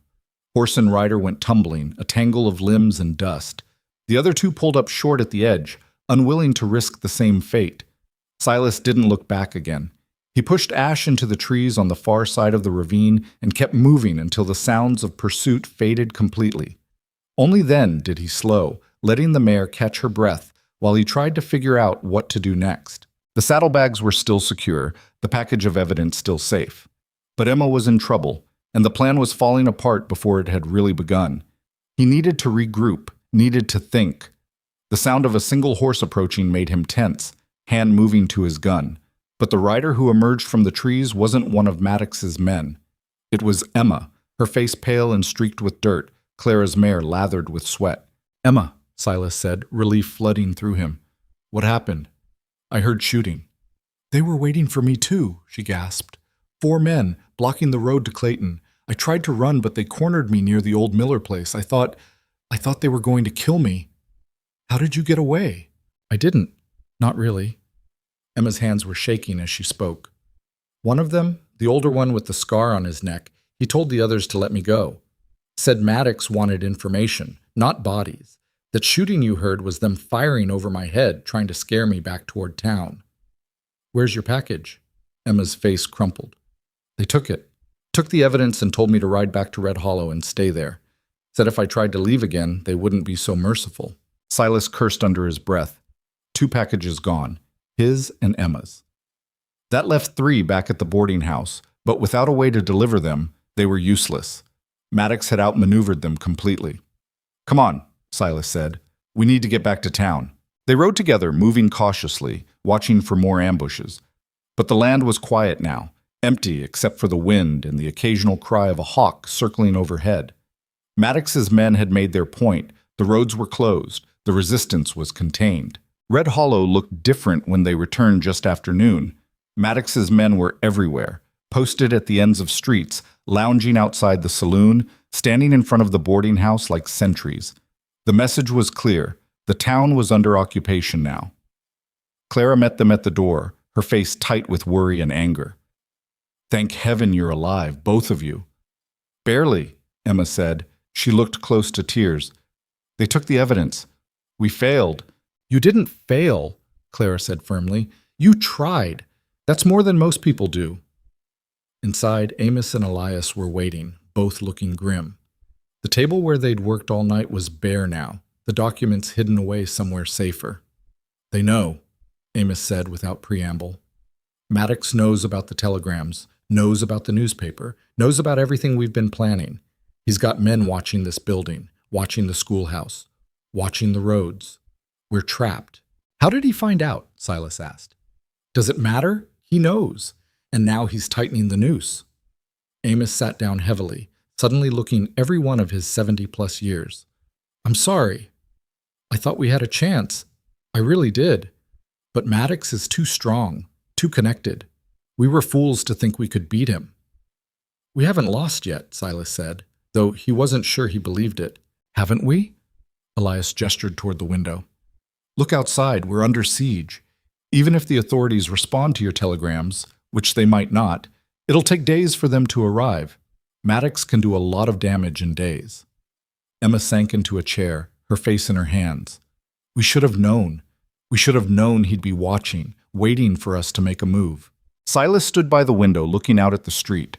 Maddox's men were relaxed, confident. They'd won, and they knew it. All that was left now was for Maddox himself to arrive and deliver whatever final blow he'd planned. But something about the situation didn't sit right with Silas. Something felt off. Maddox had moved fast, too fast. As if he'd known exactly when and how they'd try to deliver the evidence, as if someone had told him. Silas turned from the window. Who else knew about the plan? Besides the 5 of us? No one, Amos said. Think carefully. Did anyone overhear you gathering statements yesterday? Did anyone see the documents? Emma looked up. The families we talked to, 7 of them, but they wouldn't. They might if they were scared enough, Elias said quietly. If Maddox's men came asking questions, threatened their children or their homes. Or maybe it wasn't them, Clara said from the doorway. Her voice was strange, tight. Maybe it was someone closer. Everyone turned to look at her. Clara, Amos said, what are you talking about? Clara's face was pale, but there was something resolute in her expression. That stable man at the livery, the nervous one. He was here yesterday evening asking if I needed any supplies delivered. I thought it was odd. He's never offered before, but I didn't think much of it. He saw the documents, Silas said, realization hitting him. He was in and out of here, and he saw what we were working on. Maybe. Or maybe he just told Maddox that something was happening, that you all were planning something. Clara's hands twisted in her apron.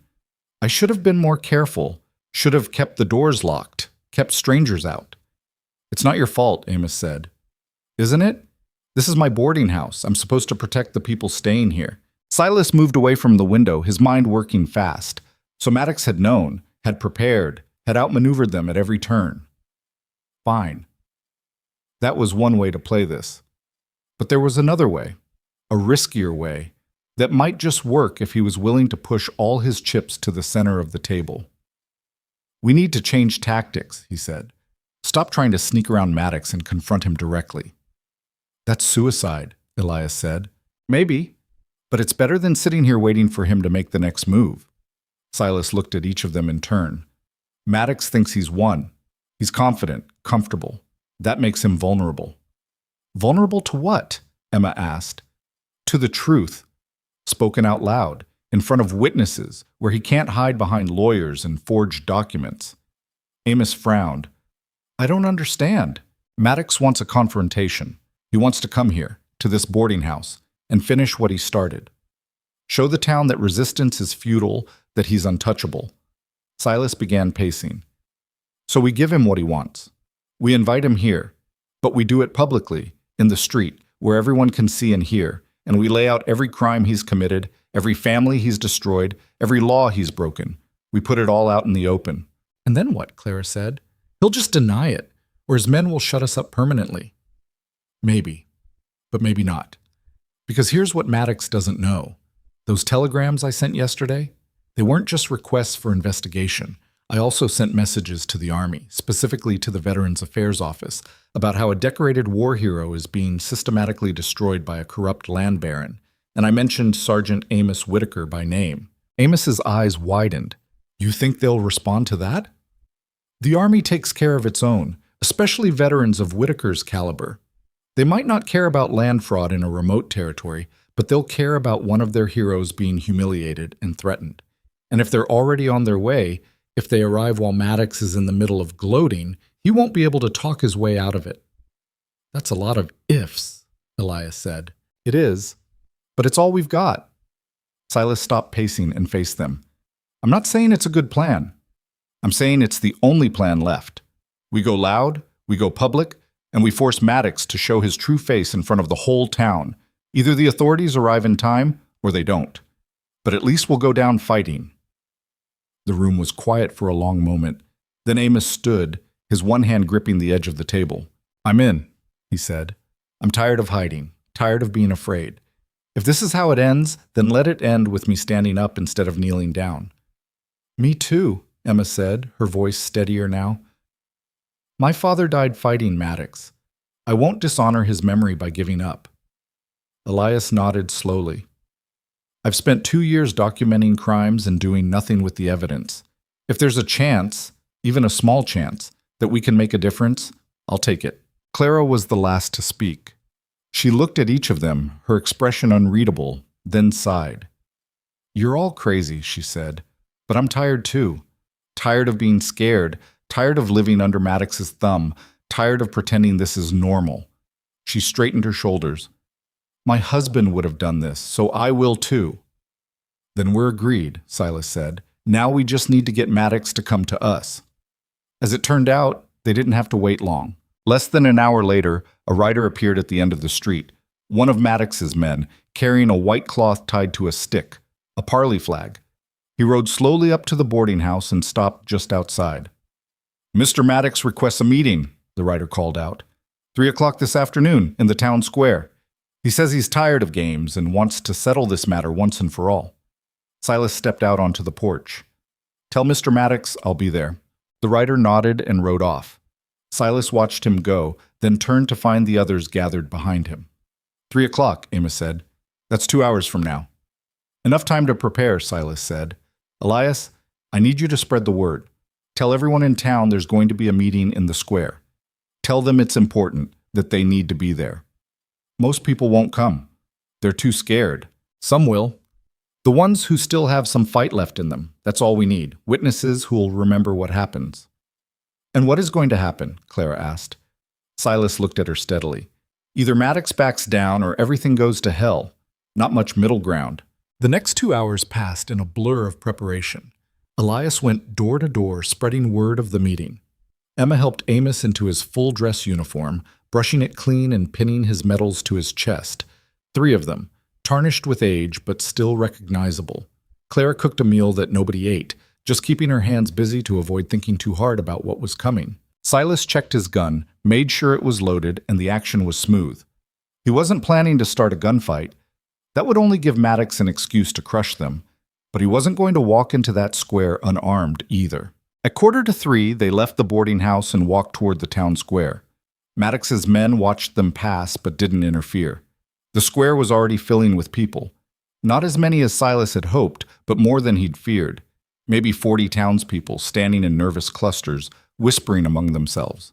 Maddox was already there, sitting on his black stallion in the center of the square, surrounded by his men. He looked relaxed, almost amused, like this was all some kind of entertainment he'd arranged for himself. Silas walked forward until he was about 20 feet from Maddox, then stopped. Amos moved to stand beside him, his empty sleeves stirring in the breeze. Emma and Clara flanked them on either side. Elias stood slightly behind, carrying a leather satchel that contained the remaining documents. "Mr. Kane," Maddox said, his voice carrying across the square. "Punctual. I appreciate that." "Let's skip the pleasantries," Silas said. "You wanted to settle this, so let's settle it." Agreed. Maddox dismounted smoothly and walked forward, his men staying mounted but alert. "You've been causing quite a bit of trouble since you arrived in Red Hollow, Mr. Kane. Interfering with my business, spreading false accusations, encouraging these good people to act against their own best interests. I'd like to know why." "Because you're a thief and a fraud," Silas said flatly. "You've stolen land from 15 families, driven them off through intimidation and forged documents, and built an empire on the backs of people too scared or too poor to fight back. And I think it's time someone called you out on it." A murmur ran through the crowd. Maddox's expression didn't change, but his eyes went cold. "Those are serious accusations, Mr. Kane. Do you have proof?" "Years of it." Silas gestured to Elias, who opened the satchel and pulled out one of the journals. "Sergeant Whitaker has documented every threat, every act of violence, every piece of intimidation you've directed at him and others. Dates, names, descriptions, all of it written down. A journal is not proof. It's just the rambling of a bitter old man who won't accept that the world is changing." "Then how about this?" Elias pulled out a sheaf of legal documents. "Forged deeds, falsified loan agreements, arbitration rulings by judges who don't exist. Your attorney, Caleb Price, has been manufacturing legal justifications for land theft. We've got the documents to prove it." Maddox's jaw tightened slightly, but his voice remained calm. "Where's Mr. Price? Perhaps he should be here to defend himself against these wild claims." "He will be," a new voice said. Everyone turned. Caleb Price himself was walking into the square, a tall man in an expensive suit with a face that looked like it had been carved from granite. He moved with the confidence of someone who'd never lost an argument, legal or otherwise. But something was wrong.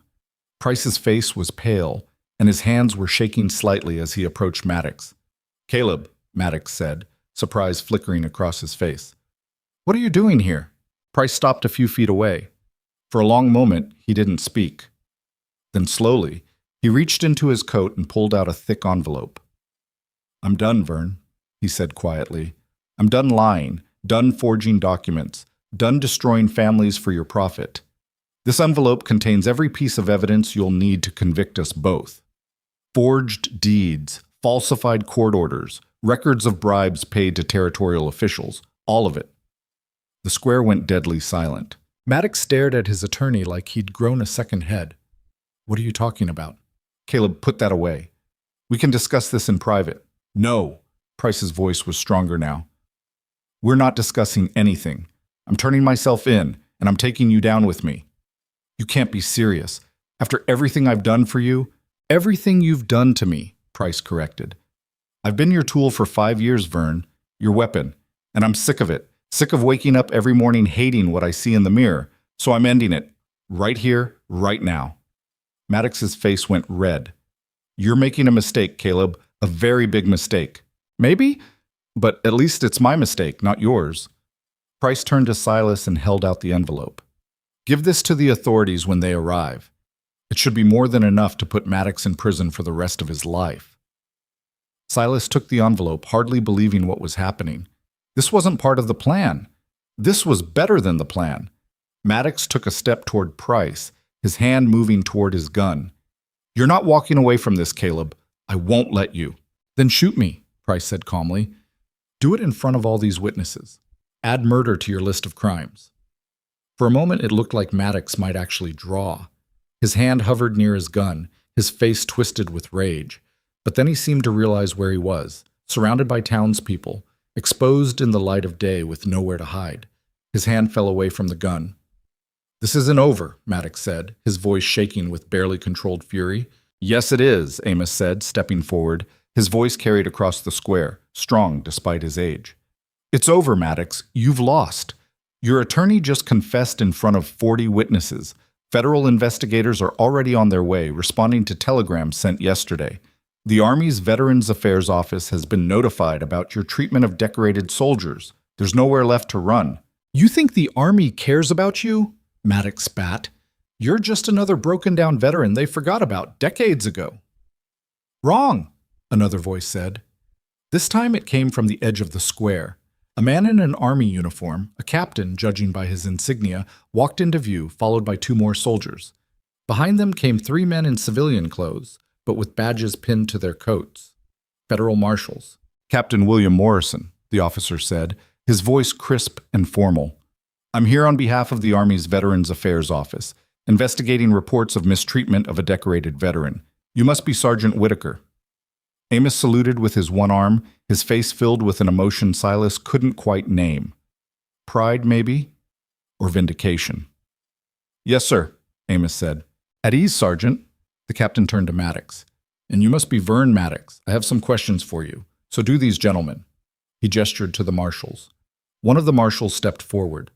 "Vern Maddox, you're under arrest for land fraud, forgery, intimidation, and about a dozen other charges we're still sorting through. You have the right to, This is ridiculous," Maddox interrupted. "You can't arrest me. I own half this valley. I have connections." "Had connections," the marshal corrected. Past tense. "Turns out when we started digging into your operation, a lot of those connections suddenly developed very poor memories. Couldn't recall ever meeting you. Strange how that works." Maddox's face had gone from red to white. He looked around wildly, as if searching for an escape route. His men sat frozen on their horses, none of them willing to interfere with federal marshals. "You," Maddox said, pointing at Silas. His voice was venomous. "You did this. You ruined everything." "No," Silas said calmly. "You ruined everything. I just made sure people noticed." The marshals moved forward, pulling Maddox's hands behind his back and securing them with iron cuffs. He struggled briefly, then seemed to deflate, all the fight going out of him at once. As they led him away toward a wagon waiting at the edge of the square, Maddox looked back at the town one last time. His expression was a mixture of disbelief and rage, like he still couldn't quite accept that this was happening. Then he was gone, loaded into the wagon along with Price, and the wagon rolled away south toward the territorial capital. The square erupted in noise, people talking, some cheering, others just crying with relief. Amos stood very still, staring at the spot where Maddox had been, tears running down his weathered face. Silas put a hand on the old man's shoulder. "You did it, Sergeant. You brought him down." "We did it," Amos corrected, his voice thick. "All of us together." Captain Morrison approached them, his expression respectful. "Sergeant Whitaker, the Army would like to extend its formal apologies for what you've endured. We should have been here sooner. You're here now, sir. That's what matters. Still, if there's anything we can do—" "There is," Amos said. "All those families Maddox drove off their land, helped them come home, helped them reclaim what was stolen from them." The captain nodded. "We'll do everything in our power, Sergeant. You have my word." As the soldiers and marshals began interviewing witnesses and gathering evidence, Silas slipped away from the crowd. He walked to the edge of the square and stood there, watching the sun begin its descent toward the western horizon. Clara found him there a few minutes later. "You're thinking about leaving," she said. It wasn't a question. "I am." "Don't. Not yet. Let them thank you. Let them celebrate what you helped accomplish." Silas shook his head. "I didn't do this for thanks, and I'm not much for celebrating." "Then do it because you deserve a few days of peace before you start running again." Claire's voice was gentle but firm. "Whatever you're running from, it'll still be there next week. Stay. Let yourself be part of something good for once." Silas looked at her, this strong woman who'd lost her husband but hadn't lost herself, and felt something shift inside his chest. "Maybe," he said. "Maybe for a few days?" Clara smiled, the first real smile he'd seen from her. Good, because I'm making a proper dinner tonight and you're going to eat it and tell me it's delicious even if it's not.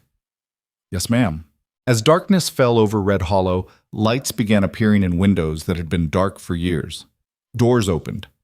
People stepped out onto their porches, no longer afraid to be seen. The town was breathing again, coming back to life after 5 years of suffocation. In Clara's boarding house, they gathered around the table. Silas, Amos, Emma, Elias, Clara, and a few others who'd been part of the resistance. The meal was simple but good, and for the first time since Silas had arrived, conversation flowed easily, punctuated by laughter and the occasional tear. Amos raised his glass of water. "To justice," he said simply. "To justice," they echoed. But Silas didn't drink. He just sat there, watching these people who'd found their courage again, and wondered if maybe, just maybe, he'd found something too. Not redemption. He'd done too much wrong for that, but something close to it. A moment where the running had stopped and the standing had begun. It wouldn't last. He knew that. Soon enough his past would catch up with him, or his restlessness would kick in, and he'd saddle Ash and ride north toward the next unknown town. But for now, for tonight, he was here. And that was enough. The morning after Maddox's arrest, Silas woke to find Red Hollow transformed in ways that had nothing to do with buildings or streets. It was in the air itself. Lighter, somehow, like a weight had been lifted that people hadn't even realized they'd been carrying. He could hear it in the voices drifting through his window, conversations happening at normal volume instead of frightened whispers. Could see it in the way people walked down the street, heads up instead of down. He dressed and went downstairs to find Clara already at work in the kitchen, humming something under her breath. She looked up when he entered, and there was color in her cheeks that hadn't been there before. "Coffee's ready," she said. "And I made biscuits. Real ones. Not the hard rocks I've been serving." "Celebrating? Maybe a little?" She set a plate in front of him, and the biscuits were still warm, steam rising when he broke one open. "Feels strange, doesn't it? Waking up without that knot in your stomach?" "Takes some getting used to," Silas admitted. "How long are you staying?" The question was casual, but Silas heard the weight behind it. People were already starting to count on him being here, to build expectations around his presence. That was dangerous for everyone involved. "A few more days," he said, "until I'm sure things are settled." Clara nodded, not pressing. "Fair enough. Amos is already up and gone, said he was heading out to his property to assess the damage and start planning repairs." Emma went with him. "Elias?" "At the schoolhouse. The marshals wanted to interview him again, get more details about Price's document forgeries." Clara poured herself a cup of coffee and sat across from him. "It's strange, you know. We spent 5 years being terrified of Maddox, and then in less than a week, he's gone. Almost feels too easy." "It wasn't easy. It was just fast once things started moving, I suppose." Clara stared into her coffee. "My husband used to say that evil only wins when good people decide the cost of fighting is too high. He paid that cost. I'm glad you were willing to pay it too." "I didn't pay anything," Silas said. "I just did what needed doing." "That's paying something. Most people won't even do that much." They sat in comfortable silence for a while, drinking coffee and eating biscuits while the morning light strengthened outside. Eventually, Clara stood and began clearing the dishes. "The Hendersons are coming back," she said. "Got word this morning. They were the first family Maddox drove off 5 years ago. Captain Morrison sent them a telegram saying their land would be restored, all legal claims against it voided. They're packing up and heading home." "That's good." "It is, and it's because of what you started." Clara turned to face him. "I know you don't want credit. I know you're the kind of man who prefers to slip away quietly and let other people take the glory. But before you go, you should understand something. You gave this town back its soul. That's not nothing." Silas didn't know what to say to that, so he just nodded and finished his coffee. Outside, he could hear hammering. Someone was already starting repairs on a building that had fallen into disrepair. The sound of rebuilding, of moving forward instead of just surviving. He spent the morning walking through Red Hollow, observing the changes. The general store had put out a new sign.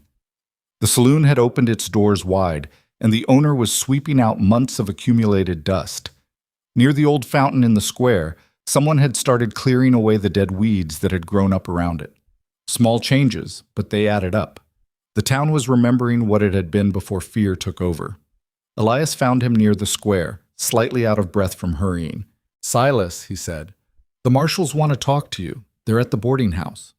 "About what?" "I don't know. They just said it was important." Silas walked back with Elias, his mind turning over possibilities. Had something gone wrong with the case? Had Maddox found some way to wriggle free? But when they arrived at the boarding house, the three marshals were sitting calmly at one of Clara's tables, looking more curious than concerned. The lead marshal, a broad-shouldered man named Coleman, who'd done most of the talking yesterday, gestured to an empty chair. "Mr. Kane, have a seat." Silas sat, keeping his expression neutral. "Something wrong?" "On the contrary, everything's proceeding smoothly.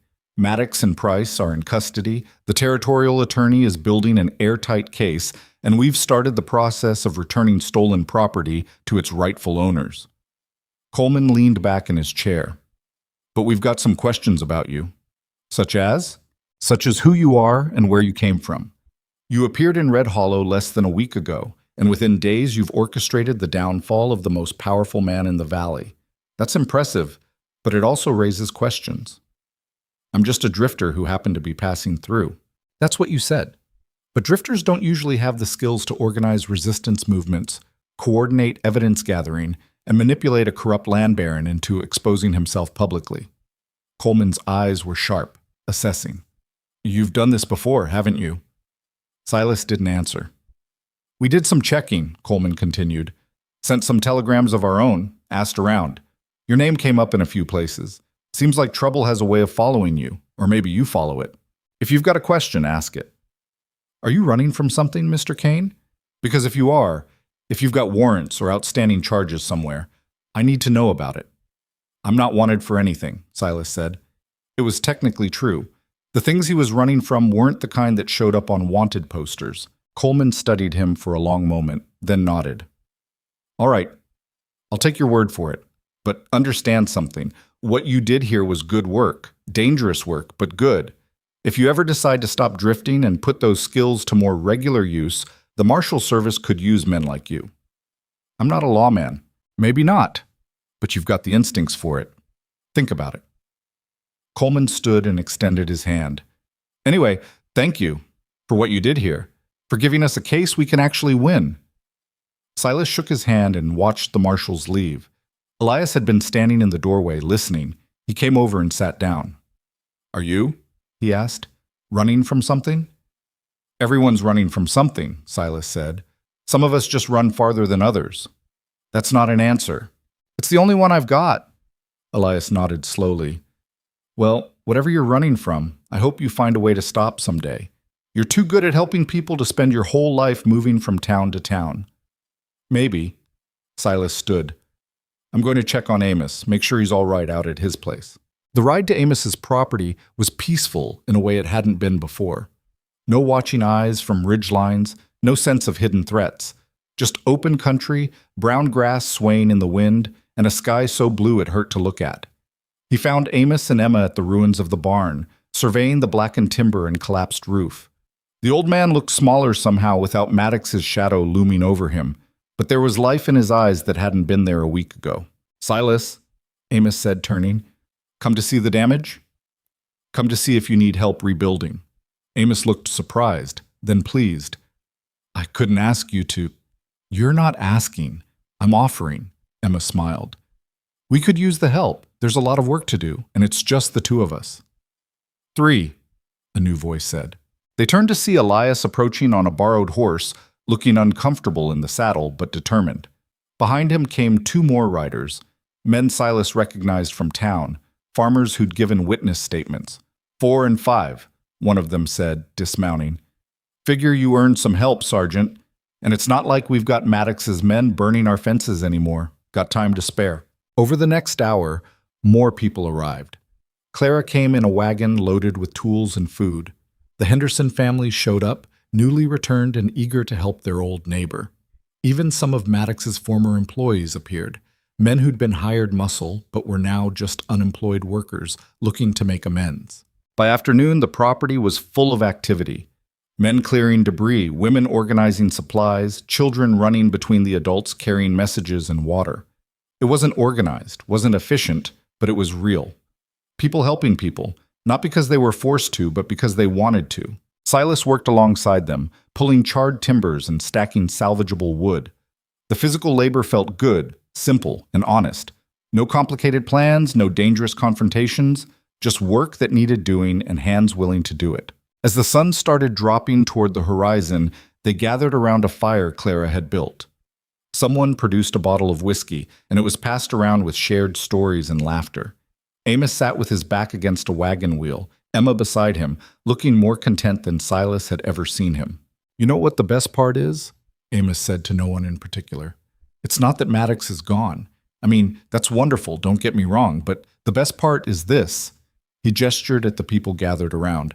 "For 5 years, we were all so scared we couldn't even look at each other, couldn't trust each other, and now here we are, working together like we should have been all along." "Fear does that," Clara said quietly. "Makes you forget you're not alone." "Well, we're not forgetting anymore," Emma said. She looked at Silas. "And we have you to thank for that." "I didn't do it alone." "No, but you started it. You were the first one to stand up when everyone else was too scared. That matters." Silas didn't respond. He'd heard similar words before, in other towns after other fights. The gratitude always made him uncomfortable, made him feel like a fraud. Because the truth was, he hadn't done it for them. He'd done it for himself, trying to outrun a guilt that never quite went away. But maybe that was all right. Maybe the reasons didn't matter as much as the results. Later, after the fire had burned down to embers and most people had headed home, Silas found himself alone with Amos. The old man was staring up at the stars, his face peaceful. "Can I ask you something?" Amos said. "Sure." "Why did you really do this? And don't say it was just the right thing to do. I've lived long enough to know that most people don't do the right thing, even when they know what it is. So why you? Why here?" Silas was quiet for a long time, staring into the dying fire. Finally, he spoke. "I saw a man die once. During the war. He was pinned under a collapsed wall, and I could have helped him, should have helped him, but I was scared. Scared of getting trapped myself, scared of what would happen if I stopped moving. So I kept going. Left him there." Silas's voice was flat, emotionless. Found out later he'd died slowly. Took him 3 hours. 3 hours he spent alone calling for help that never came. Amos was quiet, listening. "I've been trying to make up for that ever since," Silas continued, "telling myself that if I just help enough people, save enough lives, maybe it'll balance out. But it never does. The guilt's always there, just waiting. So when you saw me in that square on my knees, I saw another chance to not be the man who walks away, to be someone different, even if just for a moment." Amos reached over with his one hand and gripped Silas's shoulder. "You are someone different. That man you left behind? He's not who you are anymore. Whatever you think you owe, you've paid it 10 times over." "I wish I believed that." "Then start believing it, because the rest of us do." Amos stood slowly, his joints creaking. "I'm heading back to town. You coming?" "In a bit. I want to sit here a while longer." Amos nodded and walked to his horse. Before mounting, he turned back. "You saved my life, Silas. Not just from Maddox, but from myself. From the shame and fear that was eating me alive. I won't forget that. None of us will." He rode off, leaving Silas alone with the stars and the wind and the quiet. For the first time in years, Silas felt something close to peace. Not absolution, he'd never have that, but acceptance. Of who he'd been, who he was now, and maybe who he could still become. The next 3 days passed in a blur of rebuilding and restoration. Amos's barn started taking shape, new timbers rising where old ones had burned. The Henderson family settled back into their homestead, finding it surprisingly intact thanks to neighbors who'd been quietly maintaining it in their absence. One by one, other displaced families received telegrams and began making plans to return home. Red Hollow itself was transforming. Someone organized a town meeting to discuss electing a proper sheriff. The schoolhouse got a fresh coat of paint. Claire's boarding house was full every night with people who'd rediscovered the simple pleasure of gathering together without fear. On the 4th morning after Maddox's arrest, Silas woke before dawn and knew it was time to leave. He'd stayed longer than he'd planned, longer than he usually stayed anywhere. But the restlessness was back, that familiar itch to keep moving, to stay ahead of whatever it was that chased him. He packed his few belongings quietly, not wanting to wake anyone. But when he came downstairs, Clara was already in the kitchen, as if she'd been expecting this. "So today's the day," she said. "Figured it was time." "You figured, or you decided?" "Both, maybe." Clara poured him one last cup of terrible coffee. "Where will you go?"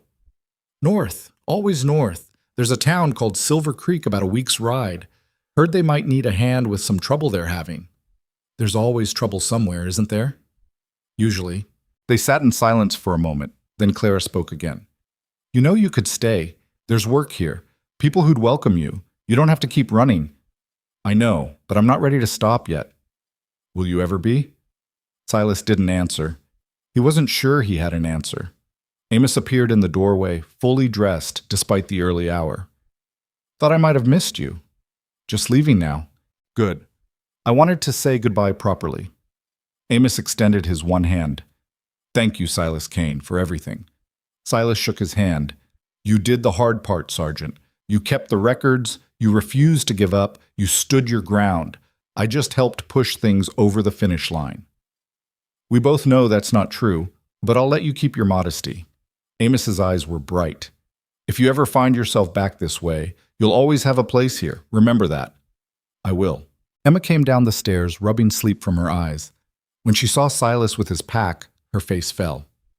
"You're leaving." "I am. Can't you stay a little longer? There's still so much to do, and—" "You don't need me anymore," Silas said gently. "You've got your strength back. All of you. You'll be fine without me." "But what about you? Will you be fine?" It was a good question, one Silas wasn't sure he could answer honestly, so instead he just smiled. "I always am." He said his goodbyes to Elias, who'd arrived just as Silas was saddling Ash at the livery. The schoolmaster looked tired but happy, already planning lessons for students whose parents were returning to reclaim their land.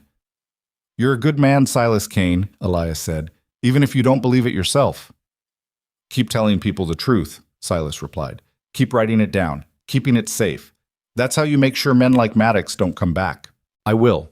And if you ever need a place to rest, to stop running for a while, you know where to find us." By the time Silas rode out of Red Hollow, the sun was just breaking over the eastern hills. He looked back once and saw people already moving in the streets, starting their day without fear. Saw smoke rising from chimneys, heard the sound of children laughing, noticed the general store opening its doors to customers who could finally afford to shop without Maddox's shadow draining their resources. The town was alive again, truly alive, and he'd helped make that happen. The ride north took him through familiar country, rolling hills, sparse trees, the occasional creek cutting through dry earth. It was lonely country, the kind that made you think too much if you weren't careful. But Silas had always been comfortable with loneliness. It was easier than the alternative, easier than letting people get close enough to see the broken parts he kept hidden. Around midday, he stopped to let Ash drink from a creek. While she rested, he pulled out the one thing he'd taken from Red Hollow besides memories. A letter Amos had pressed into his hand just before he'd left. He opened it and read the careful handwriting. "Mr. Kane, Silas, I know you think you're running from something, and maybe you are, but I want you to know that whatever you left behind, whatever mistakes you think define you, they don't. You're defined by what you do now, in this moment, and the next one. You gave me back my dignity. You gave this town back its hope. That's not the work of a bad man trying to outrun his past. That's the work of a good man trying to figure out his future. Don't forget that. Sergeant Amos Whitaker." Silas folded the letter carefully and tucked it into his pocket. He wasn't sure he agreed with Amos's assessment, wasn't sure one good deed or even a dozen could erase the weight of past failures. But maybe the old soldier was right about one thing. You were defined by what you did now, not just by what you'd done before.